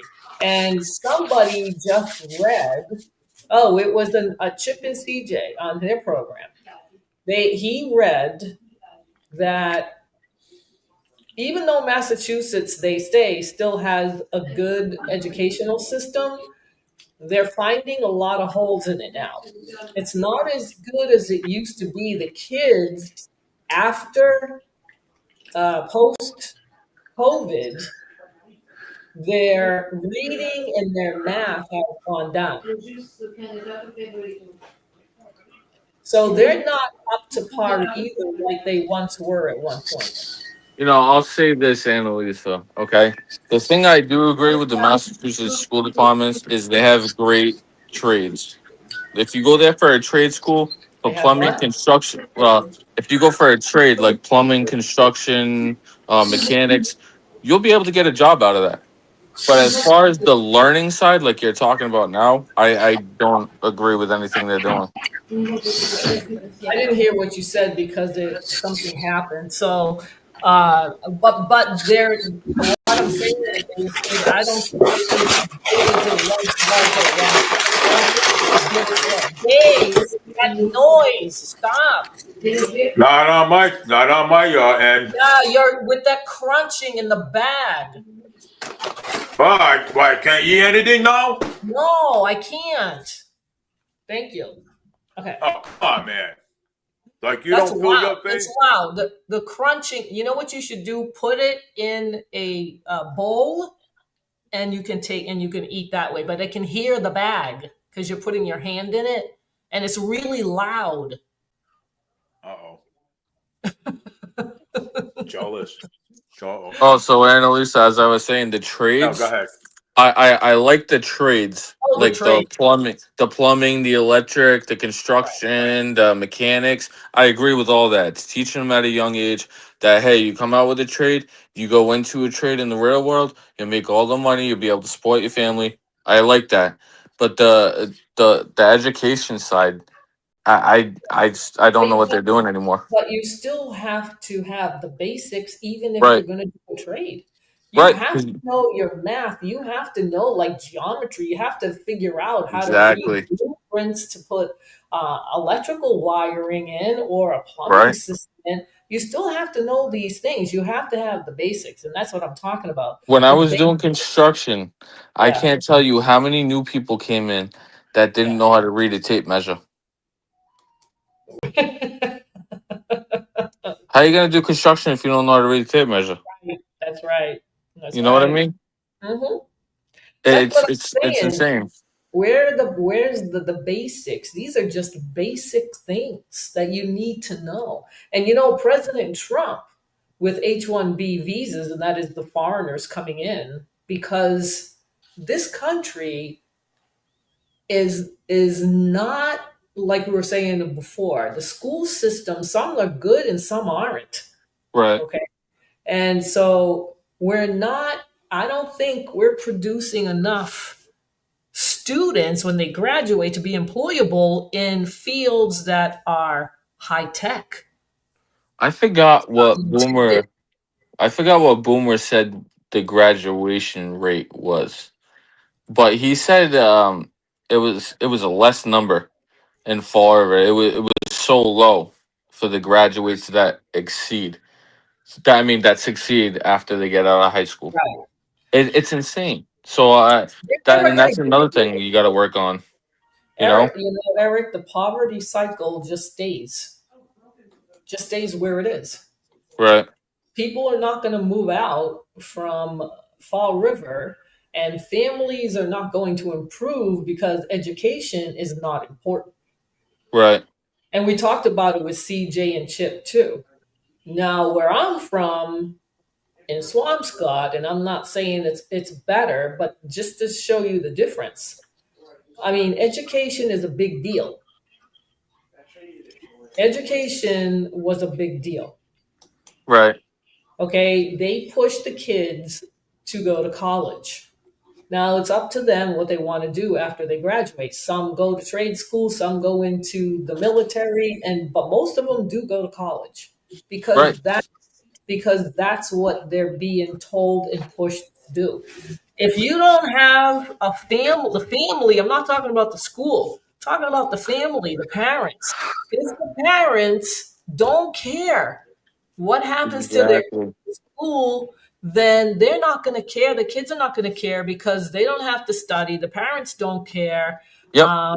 They're going to be on welfare. They're going to get government assistance. They're not going to improve. And the poverty starts all over again. It never changes. It never Exactly. changes. And A lot that's of how, it starts at home. right. And you know what? The politicians love that. Yep. They love that. That's what they want. That's what they want. They want people to be dependent on the government, which means more money for them. Oh, of course. So that they can spend it any way they want. And people are like, yeah, we want socialism. Yeah, we want communism. Sure. Right. Take it from the billionaires. Yeah, they don't pay enough. They're all brainwashed. Right. They're not the type, that these kids are entitled. When they get out of school of a 4-year degree, they want $100,000 right off the bat. Exactly. That's not happening. Nope. And that's why. Have you noticed that every single Democrat that runs for president goes, "Oh yeah, I want free schooling," and the minute they say that, everybody jumps for their votes. Everybody jumps to vote for a Democrat. Do you know how they push the public schools? Because that's all federally funded. That's that's all taxpayer money going to public schools, and they're not teaching the kids anything. It's funny how the U.S. spends almost over $20,000 per pupil for education, but that said, education has been getting worse. The United States spend more money on education per person than they do in Europe, that do better than we do. And we're always on the bottom. Right. And we're always on the bottom. They're not doing their job. The teachers are part of the teachers' unions. They're looking for their contracts. They want to make sure that they get their days off, their vacations during the year, even though they don't work during the summer. So these teachers, I think they're getting paid pretty well, not working all year round. Yeah, of course. And How much you think what? How much you think that these teachers are getting? Oh, I don't know. They're always complaining that it's never enough money. Okay. Of course not. The teachers are always complaining that they don't make enough. And maybe they don't. It happens here in the Fall River School Department, Fall River School. All the time. Well, you know what? If the kids are unruly and the teachers have to deal with that, they're going to leave. Yeah. They're going to leave. They don't want to deal with that. They want to go into the classroom. They want to teach what they got to teach. And who wants to deal with a bunch of brats or even worse, bullies and people that get arrested? Because that happens. Yeah. Right.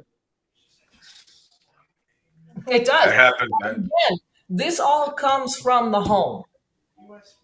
This all starts in the home. That's where it starts. Well, the parents don't. The reason why the kids are bullies. Okay, and a lot of times I don't even make excuses for them, but but sometimes kids come from broken homes, drunken fathers. That's what I'm saying. It starts in the family. There's no discipline either. And Right. and look at this, and there's a lot of what do you call there's a lot of domestic in the home. You know what I'm saying? Parents getting a divorce, kids being stuck in the middle of it, and sometimes the kids would question, wow, why am I getting a bill of this? You know what I'm saying? I'm going to tell you, okay, I was one of those kids, okay? I was one of them. And my parents, well, my real father never, ever, ever, ever, hit my mother or break anything, you know what I'm saying?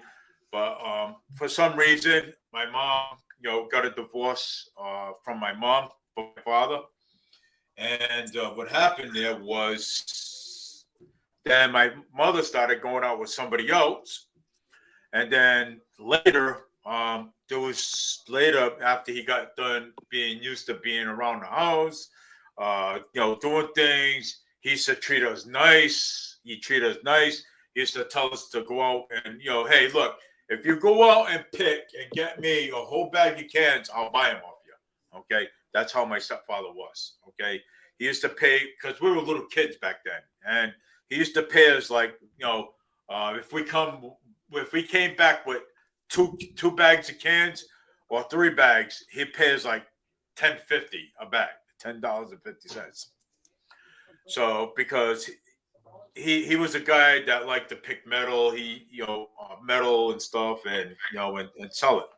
But anyways, so let's get down to what I want to say here. So anyways, he got so used to being around the house, and then later on, he started breaking stuff in the house. Then he started, what else did he started doing? Then he started hitting my mother. Then then he started coming home drunk. Flipping tables around. I mean, I remember having a TV set. Okay, I remember having a TV set in the house, and when I went to go watch my cartoons, I goes, "Oh," I said, well, "I ain't watching that TV anytime soon, and we're not going to get another one anytime soon because now it's broken." So, he broke it. Are you saying he broke it? He broke the TV. Yeah. Then I thought things were going to stop, but things started getting worse. He took he took a chair, he broke the window, he broke all the windows in the house, and I was like, you know what? I says, something. I says, I had it with this shit already. And one day, I said, look, I said, you guys need to stop, stop fighting. Okay, you guys can't get along. He's gonna have to go his way, and you're gonna stay right here. You know what I'm saying? So, I mean, you guys are gonna have to split up one way or the other. I says, furthermore, okay, I says, my stepfather, okay, never put a hand on my mother, okay, all right. I mean, my real father never put a hand on my mother, okay. You come into our lives and you do this, okay, to us, okay. I cannot sleep. I have to get up this morning for school. I had to quit school, okay. I had to drop out of school, okay, to babysit 2 adults that could never get along with each other. Okay, so at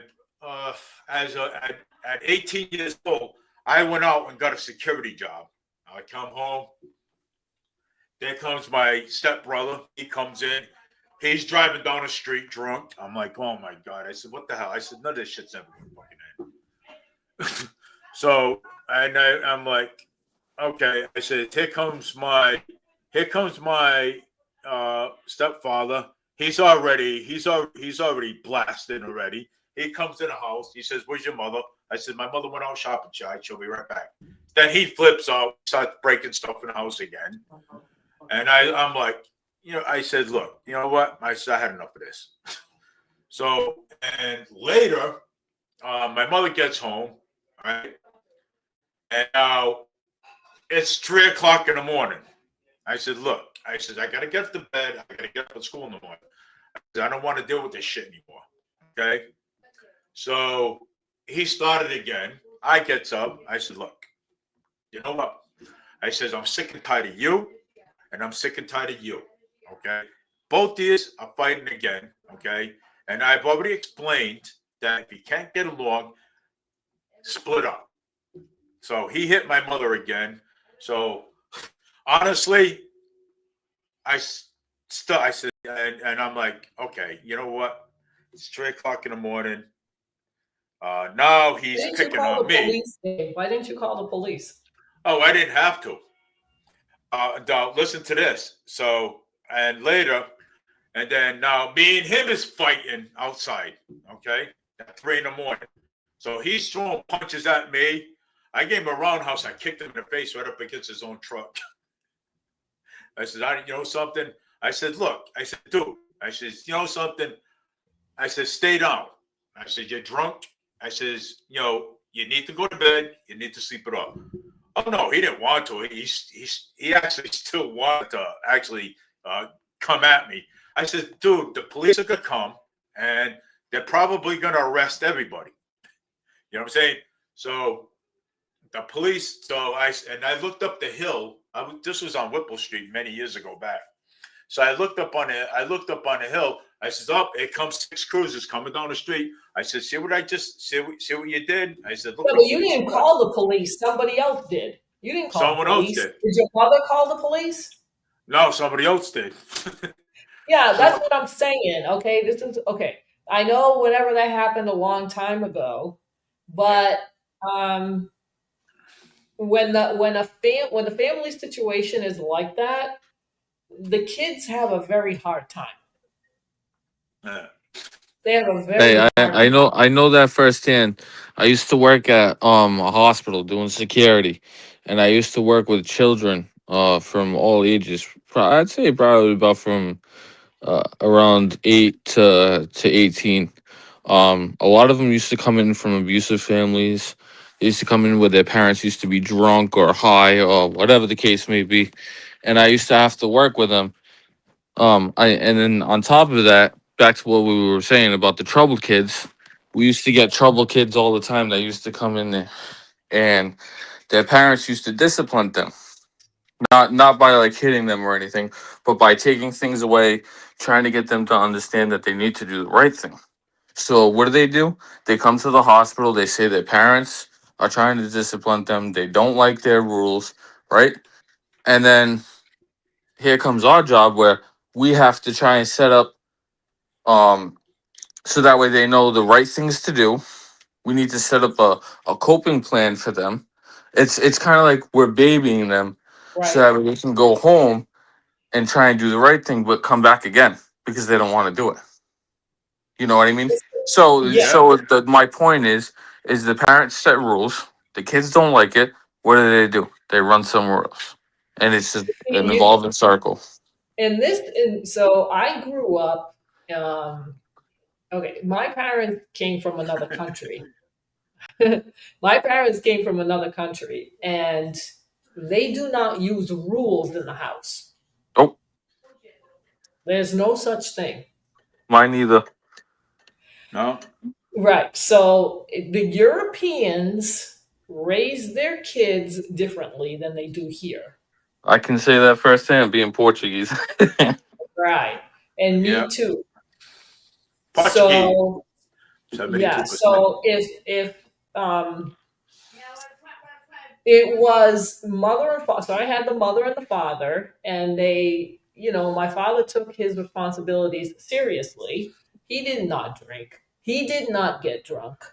Nope. He went to work every day, wanted us kids to go to school. We did what we had to do because we had good role models. Okay, my mother and father. Then my mother ended up going back to work. Same thing. Okay, we saw the same thing. Work, go to school. Don't worry about this, that, or the other thing. Even though we all did end up getting jobs while we were in school, but this was high school, not when we were younger. We got jobs. So, and school, school, school, you got to go to school, you got to do this, you got to do that, you're going to go to college, you're not doing this, this is how it is. That's how it was. All right. In my house growing up, there are no rules. Well, When- most of the, go ahead. I'll let you finish. So, as an example, and maybe Eric, you experienced this too, I don't know. But as an example, my family and uncles would make their own wine. Yep. Okay. In Italy, that's what they did way back when. And then my father did the same thing. We made our own wine. I didn't like it, but that's what they did. I know how to So- make my own wine too. So we saw wine on the table at a very early age. 5, 6, 7, when you start realizing things. I saw wine on the table all the time. And you get to a point where it's like, I want to taste it. Okay. Of course. And Well, so they let us taste it. Just a little bit, and I never liked it. Never liked it. I did like it when they would put like 7-Up or ginger ale mixed into it. Okay. But straight, I didn't like it. But in this country, that's not allowed. Right. That's not allowed. You cannot. The kids have to have their alcohol when they're an adult, 18 and above. While the parents are drinking in front of the kids, and the kids are like, I want to know what that's like. And they're like, no, you can't. You're not an adult. And they don't. And what happens? They go nuts. Yep. Right? They go nuts. In college, some of them, not all of them, some of them, all they do is drink. In high school, all they do is drink. Drinking parties everywhere. Let me tell you, Annalisa, me and my sister, we used to steal our mother's cigarettes and our father's, believe it or not. Okay. And let me tell you, I'm going to tell you exactly, I'm not shy. I don't give a kid who's fucking listening. So, my sister and I, we're always in cahoots, together all the time. And, even though we fought, we didn't get along, but we're always like this. And she used to tell me, "Hey, Dave, you know what? Hey, I've got a pack of cigarettes over there." And I used to say, "Well, Dad's got a pack of cigarettes over there." I said, "Look," I said, if we take cigarettes just from Mom, then she's gonna know that we're taking them. Right. So we have to take from both packs. So you take 3, you take 4 from there, and I'll take 3 from over here. So that way they don't know. So one day that we did that, we kept on doing this for a little while. And so I thought we're never gonna get caught. All right. I said, all right, let's keep doing it. So we used to take the cigarettes. We used to go smoke behind what do you call it? The cellar on Robin Street. We lived in the great houses over there. We used to go smoke over there. And one day, my cousin come around the corner. He goes, "Hey," he goes, "Where'd you get the cigarettes?" I go, "Nah." I says, "Well," I said, "Look," I said, "Hey," I said, "I got some." I said, "You want to smoke with us?" I said, "You can smoke with us, okay? But as long as you keep your bloody mouth shut, okay?" So one day he goes, "Yeah, sure." So he started smoking with us. Then, but we went back to the house and we didn't know what was going on. So we didn't know what our parents were up to. So what we did was we saw a pack of cigarettes. They had them just the way they were as we saw them the first time. So I said, "Look," I said, "you don't grab any cigarettes this time because they're gonna want to know what's going on here. So I'm gonna grab them this time." So just before I put my hands on, just before I had my hands on on a pack of cigarettes, my mother goes, "Oh, it's you that's stealing them." So I said, "Wait a second." I said, "It's not only me." She says, "Well, who else was involved?" I says, I said, "Well, my sister was involved too." "Well, we didn't see her touching the cigarettes. We saw you." So they said, I said, "So what's going to happen this time?" Well, we're going to sit you on a table, and you're going to smoke cigars, since you like to smoke. So my father went out, bought cigars. He said, "These are Colombian cigars." He bought Colombian. He said, "You like Colombian cigars?" And I'm like, "I don't know, man." I said, "Oh God." So I said, "What the hell do I said? What the hell did I get myself into?" Well, he said, "Look," he says, "Colombian cigars are good." He says, "But since you like to smoke, I got you Colombian cigars." So I'm sitting there. He said, "Now take the cigar, bite the back of it off of it, put the cigar in your mouth, and you light it up. And you're going to smoke the whole entire cigar until it goes down to the end." I said, "But what happens if I burn my mouth or something? I mean, doesn't that count?" They said, "Well, don't let it go all the way down, but you're going to smoke it since you like to smoke." So I was smoking. And he says, "After you're done smoking that cigar, you're going to light up another one. You're going to smoke another one." So I smoked two cigars, and I fucking puked my fucking ass off. Okay, all over the floor. Okay, I taught you not to smoke again. yeah. So I said to myself, I said, "I ain't smoking no more." I says, I'm not even going to steal cigarettes anymore." That's how bad it was. Well, yeah, that's how my household was too. And Lisa, mine was just about the same as yours, except my mom stayed home. My mom stayed Yeah, home, and she taught us how to cook, do laundry, yeah. and clean the house. And my father worked. He Mhm. started off working construction, and he worked very hard. He worked his butt off. Mhm. And so we always had that mentality of keep the house clean, go to work, Yep. come Go to home, work. everything is all set, and you'll be able to Right. sit down and enjoy the Yep. rest of your day. You That's know what I right. mean? And Yes. that's what this world is missing. That's right. That's my Columbia point, cigarette. Aaron. That's my point.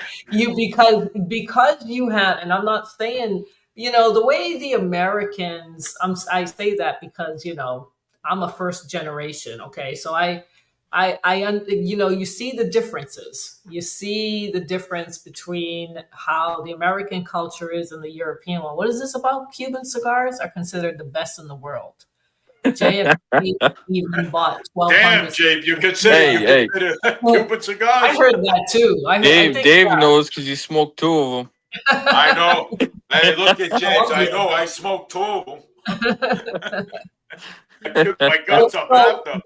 the way the cultures are very different, and it is missing. Dave was talking about how he grew up and what he saw, what happened to his mother, and the drinking. There's just no. I don't know. I don't even know how to explain it. But again, like in Europe, kids are brought up with the wine. They see it. They're brought up that way. They don't think it's a big deal.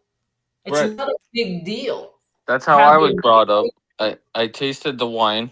I Yeah, liked it, but I didn't drink it all the time. And then right. I saw my dad drinking a beer. He goes, "Oh, you want to try it?" Yeah, I'm like, "Yeah." I took a sip. I threw the thing. I said, "I don't want that anymore. I don't like that." He me goes, too. "Really?" He says, "Yeah." He goes, "Well, there you go." I didn't touch a beer until I was 22 years old. Right. I still don't like it. And I, you that's know, how they raised us to be. That's right. and now in my household, okay, there's no beer allowed, there's no wine allowed, there's no alcohol, there's no smoking allowed in my house. Yep. Yeah, and that's how. And you know what? President Trump is the same. President Okay. Trump, when he had his kids, there was no drinking and there was no smoking. Exactly. And even with Barron, he says the same thing. You're not going to drink. You know what? They listen to him. Yeah. They But I'm listen. not gonna say I'm not gonna say I did not try a couple of drinks here and there. I'm not gonna say I didn't. I have. You know what I'm saying? Well, And I didn't. I did too. But the point is that you don't get it doesn't consume your life, and it becomes a problem where you cannot go to work anymore, or your family is not being taken care of. I mean, having a drink here and there is not a big deal if you can control yourself. But a lot of people Right. end up being alcoholics even when they start trying a one or two. And President Trump said, "Don't even try it because you could become an alcoholic." I Right. can't. So he's like, "Don't even try it. Don't even Then go." He doesn't drink. He doesn't and drink. then you have a gambling habit. You know what I'm saying? Then later You could on, get a gambling habit. Well, and that's the other thing. Gambling habits. That's And- the other and- thing. In these European countries, like Annalisa said, we make the wine, we make the alcohol. So we're so sick and tired of making it. What makes us want to try it? We don't want to try it at that point. We're so sick of it. That's right. That's exactly why President Trump doesn't drink, is because his brother ended up passing away and being an alcoholic. Right. Yeah, that's exactly why he doesn't. I think Biden even abstains from drinking as well. He should, because he's a mess anyway in his brain. But I mean, Biden doesn't need to drink. You know what I'm saying? So no, he doesn't. He's drunk all the time. Naturally. he's always sleeping all the time. So why get? Yeah, that's just a natural thing. That's how he is. It's natural. Yeah. So the Europeans, like Eric was saying and I'm saying, it's a very different culture where kids grow up with the alcohol. And I remember when I was 12 years old and I went to my grandmother's house, the very first time she let me try Sambuca. And I'm like, no, I don't want it. Oh, no, try. So she gave me this little glass with a stem on it. It was puny. And she put a little bit of that. She goes, try it. And so I'm like, okay. So I tried it and it was sweet. And I was like, oh, that's good. But I only had that one little sip, but I didn't go nuts over it. What the Italians do is put it in their coffee. Right. And they put it in their coffee. So sometimes, not when I was younger, but when I get older, I would put like a teaspoon of Sambuca in my morning coffee. And I remember telling somebody that, and she flipped. And I'm like, what's wrong with you? I'm like, it's a teaspoon of Sambuca. I'm like, what's the big deal? She, like, oh my God, you drink. And I'm like, having a teaspoon in your coffee means you drink? See, do you see the perception and how different it is? Yeah. Like, I didn't think it was a big deal. I'm like, I don't get it. Like, what's the big deal? Yep. But that's how my grandfather was though. Like he would let me try wine or he would let me try something else and he would say, don't tell nobody. And now I know why he said don't tell Now you nobody. know Because why, if you tell right. somebody, you get in trouble. Right, and I didn't know that because you think everybody is raised the same way, but I learned later on. Wow, they're not brought up the same way. It's very different. Where another thing that they do is have sleepovers. We never had sleepovers. Oh no. Are you kidding me? We have to be in the house for dinner. Yeah, we didn't sleep over anybody's house, not even my cousin's house. We didn't have I used to have to be in the house. I used to have to make the table and help my mother bring the food out. Yeah. Wow. Yep. Well, I The remember very, very old school Portuguese.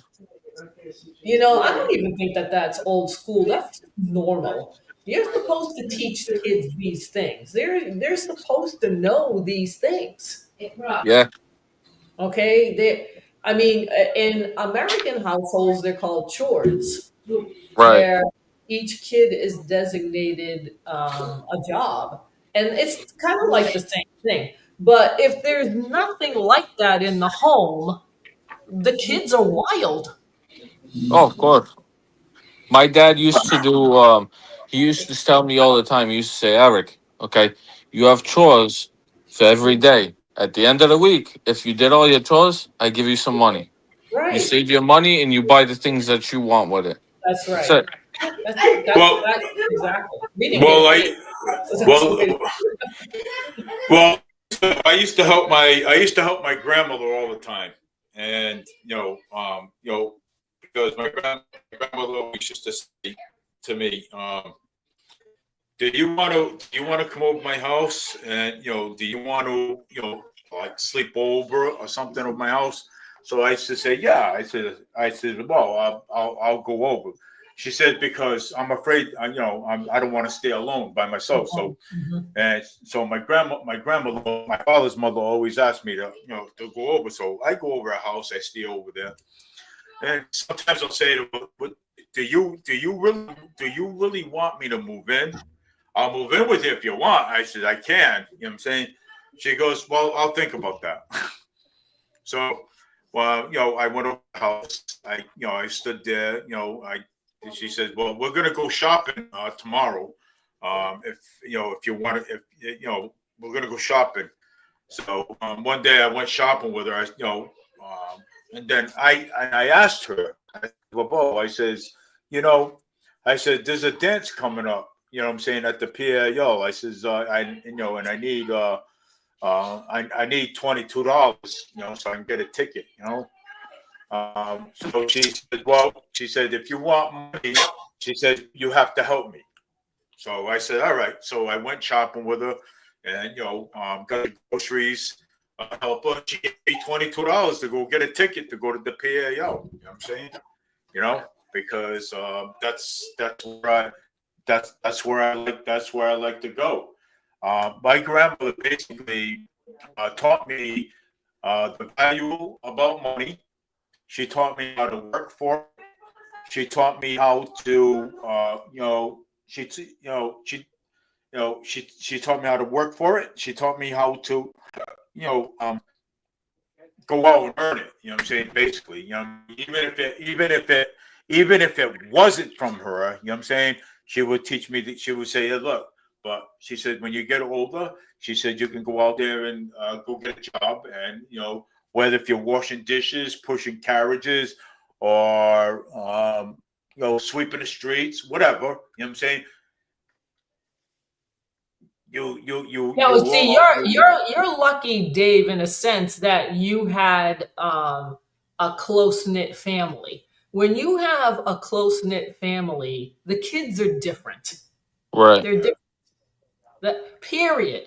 They know responsibility. They understand the limits. They know the social rules. They know all these things. They know they got to go to work to make money to do the, But when you have kids, like a lot of them now are in the schools, there are a lot of them that come from divorced parents. They're remarried.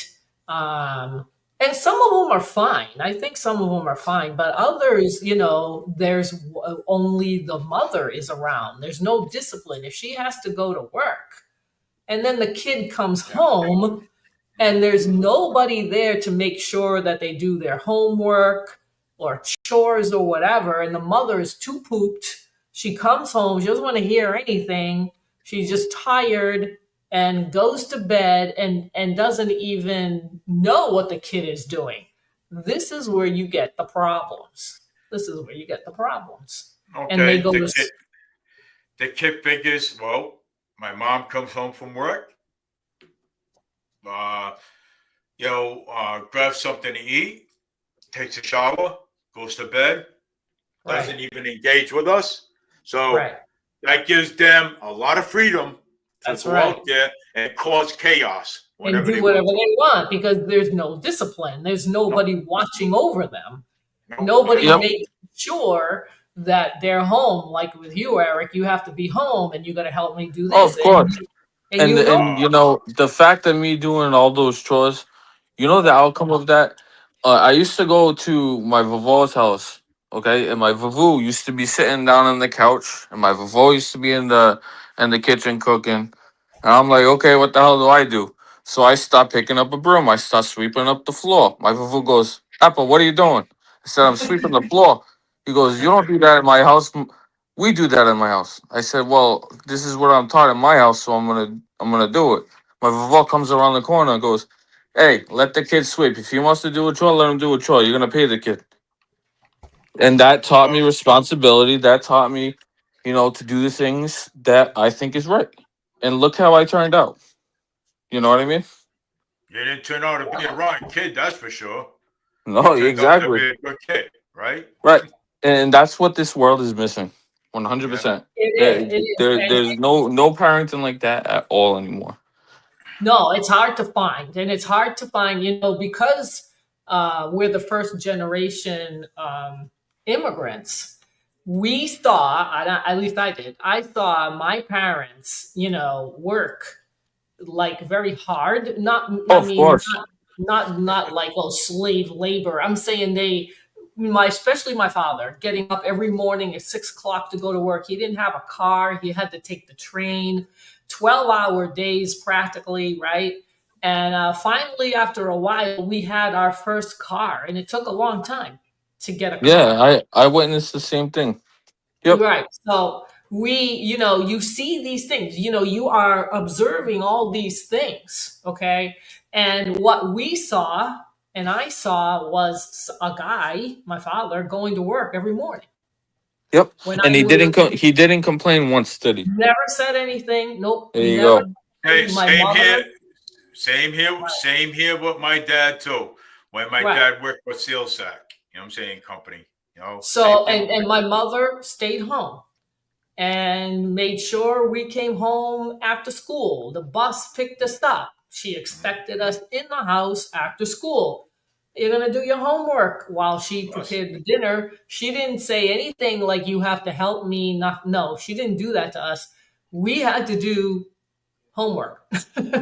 Yeah. She didn't bother us with that. Even in elementary school, we went to a parochial school, so it was a little tougher. And so I went up until sixth grade until it shut down. But the point is that education was a big deal. Right. Education was a big deal. And when you go to a parochial school, it costs extra because you're not going to a public school. It's not the same thing. So my mother didn't work, my father did.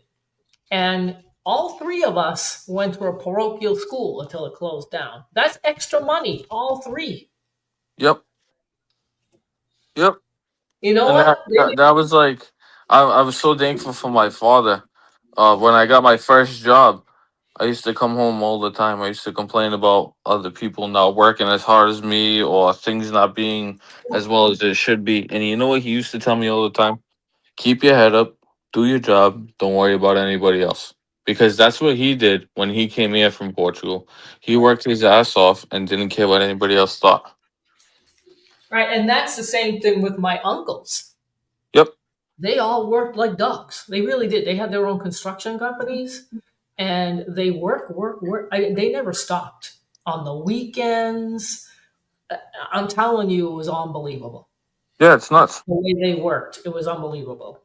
My father was a little different. He worked for somebody, and he was a pattern maker for Okay. women's clothes. So he was not the type to be in construction. Like, he wasn't that type of a guy. So it was a Right. little different. For us, it was a little different. Whereas, for instance, my cousins, some of them, not all of them, had their fathers that worked very hard, but the mothers did stay home. But they had a little bit more than we did because their fathers, a couple of them, made good money doing what they did. Right. So, and then you had the others that worked too that were not as well off. but did the best that they could. They still ended up buying a home. So these kids don't. A lot of these kids that are troublemakers, that only have a single parent and the discipline is not there, and they don't even care if they hit a teacher. They don't care about anything. It Oh yeah, starts the school count calls the parents, and the parents don't even they right. don't even blink. Right. That's what I'm saying. And that's Well, how they get this attitude. well, James says parents just let their kids do whatever the hell The they hell they want. want, and that's But bad. the hell they want. I'm glad that my dad wasn't that way with me. If I was misbehaving, he would give me hell for it. Yeah, I remember James telling me that. Yep. And I only ever did that once. I only ever raised hell once. And that was when I was like probably 5 years old. I never did it ever again. He raised holy hell on me. and that's what I'm saying. Right. That's what I'm saying. That discipline with the man being in there changes it all. Of It course. does. Yep. Unless you have a mother that's very, very strong and can do both. Oh, But when the my mother was something else too. She used to hold her own with us right, kids too. so but a man, yeah, but a man is definitely different. When there's a man in the house and they do what they got to do, the kids usually are like, I better do it or else I'm going to get in trouble from my Right. father. Yeah. It's Oh, it's, it makes it's sense. different. It's different when there are two parents, and it's just different when there's a mother and father in the house and the kids are being taken care of, and the parents are doing what they got to do, and they're teaching the kids to do what they want, what they need to do as well. They do come out better. They come Right. out Uh, uh, I mean, for the most part. I've seen some. I've seen some kids. Okay, only listen to get what he wants. So I mean, I've seen some kids that way too. Yeah, there are those type I of kids, got. but that's when you gotta actually control your kid. You gotta sit them down. You gotta let them know that there's consequences for what they do. Well, I mean, but again, I'm saying, and I've talked about this many times. Kids have to obey the law in the house before they can obey the law out in society. I'm saying if they cannot obey the law inside the house, okay, and how they expect to obey the law outside? You know what I'm saying? Because I'm going to tell you, society does not play. Society's not going to care about you or anybody. Okay, if you're out there and you're causing mayhem out there and causing all kinds of trouble out there, you know something? There's no questions asked, no questions about it. You're going to get locked up and you're going to get punished, and that's the end of it.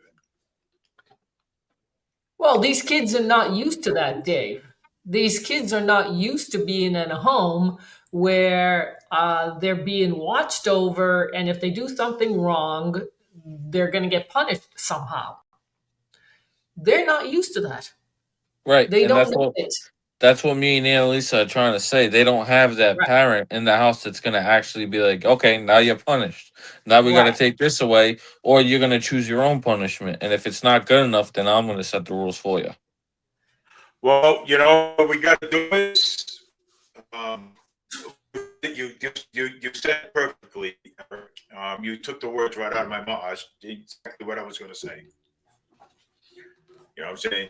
I mean, you took the words right out of my mouth. That's why there are so many issues with these kids. I mean, I've seen, now we were talking about discipline when we were growing up, but now I don't see that. Okay, the parents are bringing up the kids differently. What do you want, honey?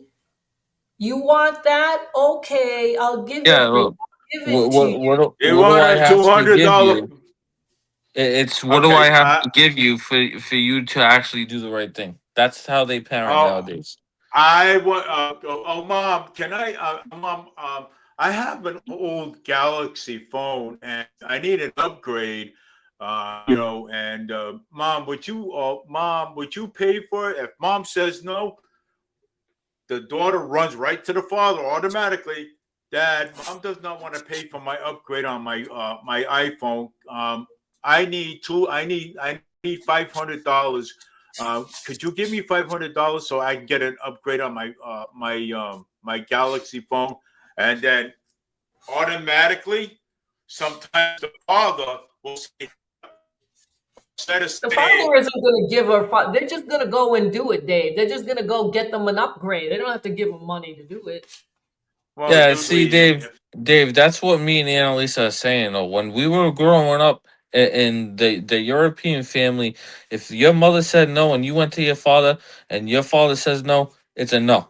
It's a Okay. no. Or if your mother if your mother says no and you go to your father and the father goes, "What did your mother say?" and you say no, it's a no. It's a no. Straight Mhm. on. There's no baby in the kid. There's no nothing. Nothing. yeah, well, not Yeah, today. it's not like, but that's not what's happening now, though. No, That's not it's what not. I'm watching these YouTubers. They're very popular. They're a young couple. She just had her second child. The first child is 2 years old. And they gave her a birthday. You should have seen this birthday party. I'm like, what the hell is that for a 2-year-old? This They is throw these massive birthday parties. this is how the kids get spoiled. And how is that kid supposed to? How is that kid is supposed to remember at 2 years old a big, huge birthday party like that? Right, but the thing is, the next year's birthday party, what's that going to be like? 4 years old, what's that going to be like? 5 Yep. years old, what's that going to be like? They're going to remember at 5, 6 years old these huge. I mean, this party. I don't even know where they get the money because I just don't understand it because we didn't have anything like that. No, It No, was I didn't exactly. have it was a I party didn't at have the anything. house. That's what it was. A birthday cake, and we listened to music and we danced, and that was the end of it. All right. It was none of this. We're going to go Wow. outside to a restaurant. You're going to invite whoever you want to. We're going to have this, that, and that. We're going to have a theme. That never existed. No, in That our didn't time it didn't. Right. That's what I'm saying. It didn't exist in my family. We didn't have any of that stuff. I mean, And, I and was I'm looking look, at. and I'm But looking at this 2-year-old's birthday party. I'm like, what? I was flabbergasted. I mean, it was nicely done, but I was like, oh, you should have seen the cake. man, I never got a cake like that. I'm telling you, it must have cost $1,000 or something like that for that cake. Wow. It You was know, a my parents, when it was my birthday, they would bake me a small cake. They'd go out, they'd get me a couple pairs of shirts and socks. They'd say, "Happy birthday, kid." And that was right, it. and Hey, that was it. That was it. Exactly. This little girl, there. I mean, like I said, this couple, they're adorable. The girl is adorable. The little girl, the newborn, they're a great looking family. But I don't know where they get the money. Okay, I'm like, what in the world? You should have seen. They picked this place where they do these kinds of things, and outside, I'm telling you, the letters must have been 4 feet high. They were so huge. Happy birthday, 2-year-old or whatever. Okay, with balloons all over the place, pink and white balloons all over this happy birthday sign. I'm like, and this was outside, and I'm like, what the hell is inside? Yep. They go inside. They set it up like, you should have seen what they had, the way they set it up. I mean, I was just like, wow. They It's do insane. professional photo shoots with these Hey, and kids. Alyssa, you know what gets me with all that though is once you start to get to the age where they start remembering this, they expect it from you every That's year. right. That's right. Exactly. If this little girl, okay, if the parents continue doing this to them, which is spoiling her, really, If they continue, when she's old enough, she's gonna want to have a guy that's gonna be like her father. That gives her whatever she wants, practically. Exactly. You're gonna have a problem. Yep. You're gonna, the kid could come out unruly. Yeah. It could. Well, no, you know what I'm saying? Because, do you want it? Yes. Look what I got her. You should see the things. I mean, they don't skimp on anything because when I was growing up, like you said, you were lucky you got something. Well, yeah. Okay, this couple doesn't skimp on anything. I'm telling you, they don't skimp on anything. The girl. The family's got what they want. They got what they want. They have what they want. I don't know how they do it. I wasn't raised like that. I admire them for it, but I don't get it. Do you know what I mean? Like, I don't get it. Yeah, it's crazy. I remember times where I used to come home with my brother and my sister, and my sister used to tell my father, "Oh, my friend got this. My friend got this." My dad Right. used to say, "Oh, that's great. Now go out, work. I'll give you some money, and then you can go get it." Right. He used to tell us all the time, "You want something? Go work for it." Oh my gosh. Yeah, exactly. I mean, it's a very different world. Let me tell you. When Yeah, you no, come my dad was a comedian, but he knew how to lay the line down while he was being a comedian. That's for sure. the immigrants, the legal ones, that is, Yep, they don't have that much. They didn't have that much. They don't know anybody in this country. They don't know the language. of And course. so they know what they got to do. They got to go work to earn to, survive. And that's the thing, though. Like, That's it. I'm not gonna say I'm grateful for being poor, but it gave me an experience that okay, I came up from nothing, and I had to Right. work. We had to work our butts off to be able to have what we have. So now I Right. can teach my kids. Hey, listen, I came up from nothing. I have to work for everything that I have. But Right. just because you have everything doesn't mean you should go out and flaunt it. Right. That's right. You It's a know, very different. Yep. It's very different. Like, this there's next a There's generation. a famous soccer player that plays for Portugal. His name's Cristiano Ronaldo. I'll never forget what he said to his sons. He said, "Just because your daddy's a millionaire because you play soccer doesn't mean that you get whatever the heck you want. I want you guys to go out there. I want you guys to work just as hard as I did to get Right. everything I want. I will be here to help you, but you need to work Right. for everything." That's right. Yep. I And agree you know with what? that. There are a lot of very wealthy people like Joan Crawford that left nothing for her two adopted children, for Oh, of instance. course, yeah, There are some that I think a little too much. Madonna right now is the same with her oldest. She's telling her, "I'm not giving you anything. You're going to go out and work," yep, which I think is a little cruel. But she has so much money. You could help her out, but she doesn't. She yeah, doesn't. No, because nobody helped her. She's another one that came from like immigrants. I don't know if she's first or second generation. yeah. Well, she didn't know anybody. Her father didn't have any connections. Like Taylor Swift, though, was different. She did. Oh She God. she had a little bit more connection. It was a little different, but Yeah. Madonna didn't have anything. A lot of these famous musicians and even actors and actresses really came from nothing. Yeah. They came Right. from nothing. They came from nothing. Poor. They were poor, and they worked their butts off. Okay, so are we going to talk more about politics now? Because it's already 8:57, and you know the time once that alarm goes off. That Well, means it's right. time. Well, I mean, I think it's good to have that conversation because Yeah. a lot of kids and people don't understand where the legal immigrants and what they do, and people have their own things to do as well. But it's different. It's a different culture. It's a different culture. So now, what do we say to these? What do we say to these young kids at the end of the show? Okay, what do we say to these kids? What advice can we give these kids so that We way these can't give it to Dave. We can't give it to the kids. It's the parents that have to do well, something. okay, all right. So what do we say to the parents? You know what I'm saying? What do we say to the parents at the end of the show? What advice can we give the parents at the end of the show? They know what they got to do. They're adults. They have children that wherever they are, elementary, junior, or middle school or high school, they know what they've got to do.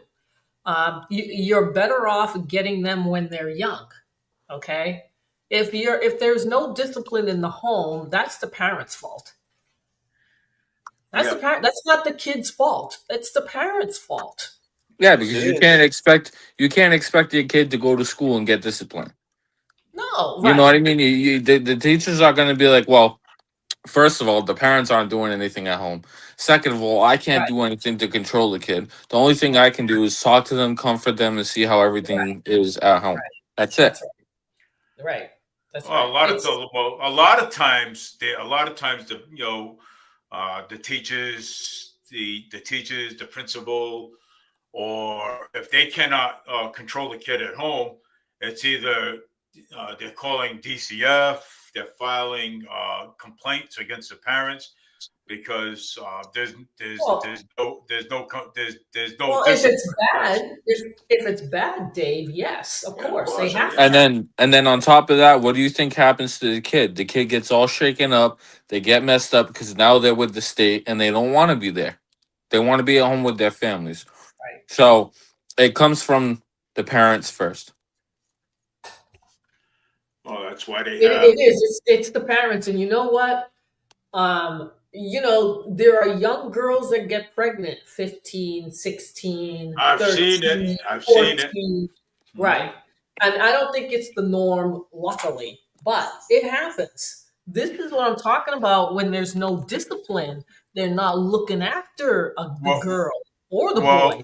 The boy takes advantage. They take advantage of these girls that are looking for love because they don't have it in their And home. that's another thing though. These young people are getting pregnant and stuff like that and they're having kids.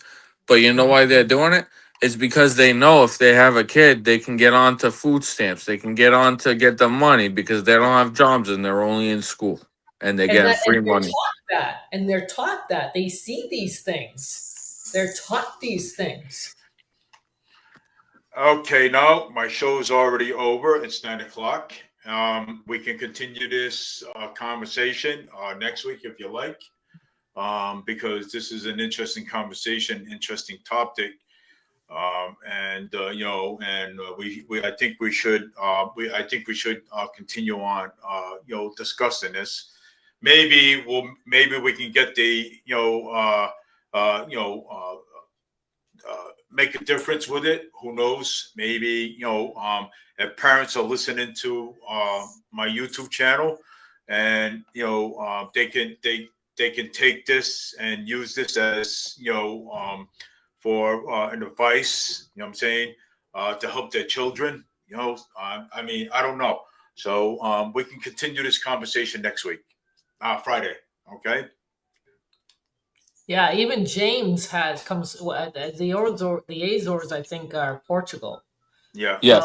Yep. And That's she Portugal. moved she Yeah. moved to the US with nothing. They all did. They all see, but when they came to the US, the opportunity was here. Right. Like now it's you got to know the language. The factories are not here anymore. They got to go to Walmart. They got to go to Burger King. They got to do all these things. And sometimes you have to converse with the client or the customer and they don't know how. This is a big problem. This is another big problem. The language, the illegals really have it bad. And I don't feel bad for them because they should come here legally like everybody else did. So, All right. Okay, so we can continue these conversations next time on Friday. It's Annalisa, we made an agreement that 9 o'clock comes, boom, because we left our show go like for 2 hours. So, and I'm not doing it again. So, yeah, you're coming on tomorrow, right? I got to go on Uh, my phone if you're coming on to yeah. mine at 10 o'clock. Yes. So, Okay. all right. So I'm going to be on for a little while, on yours. So, and we're going to, and then we can continue on talking about that too, if you like, too. I mean, unless you got other things you want to talk about. No, we're going to talk about something else. Yeah. Right. And No, then we we'll, can talk about a lot of things, but this is yeah, about the family and how it yeah, has changed and how yes, kids are different now. And yes, I saw a post where this girl in school, I think high school, beat up a teacher, punched a teacher because he took the phone away from her. yes, This is crazy. This is yes, it crazy. is. It is. It's nuts. Crazy stuff. So, All but right. anyways, guys, Eric, you have a great night. And thank you for coming on. We had a great show, and we can continue on these conversations Friday. And All right, Glad you anytime, Eric. brother. okay, Anytime. Nice talking to you okay, again. See you yeah. guys So later. it's Good all night. right. Take it easy. Have a great You night, too. Eric, Bye and bye. You too. Bye. you too. Bye bye.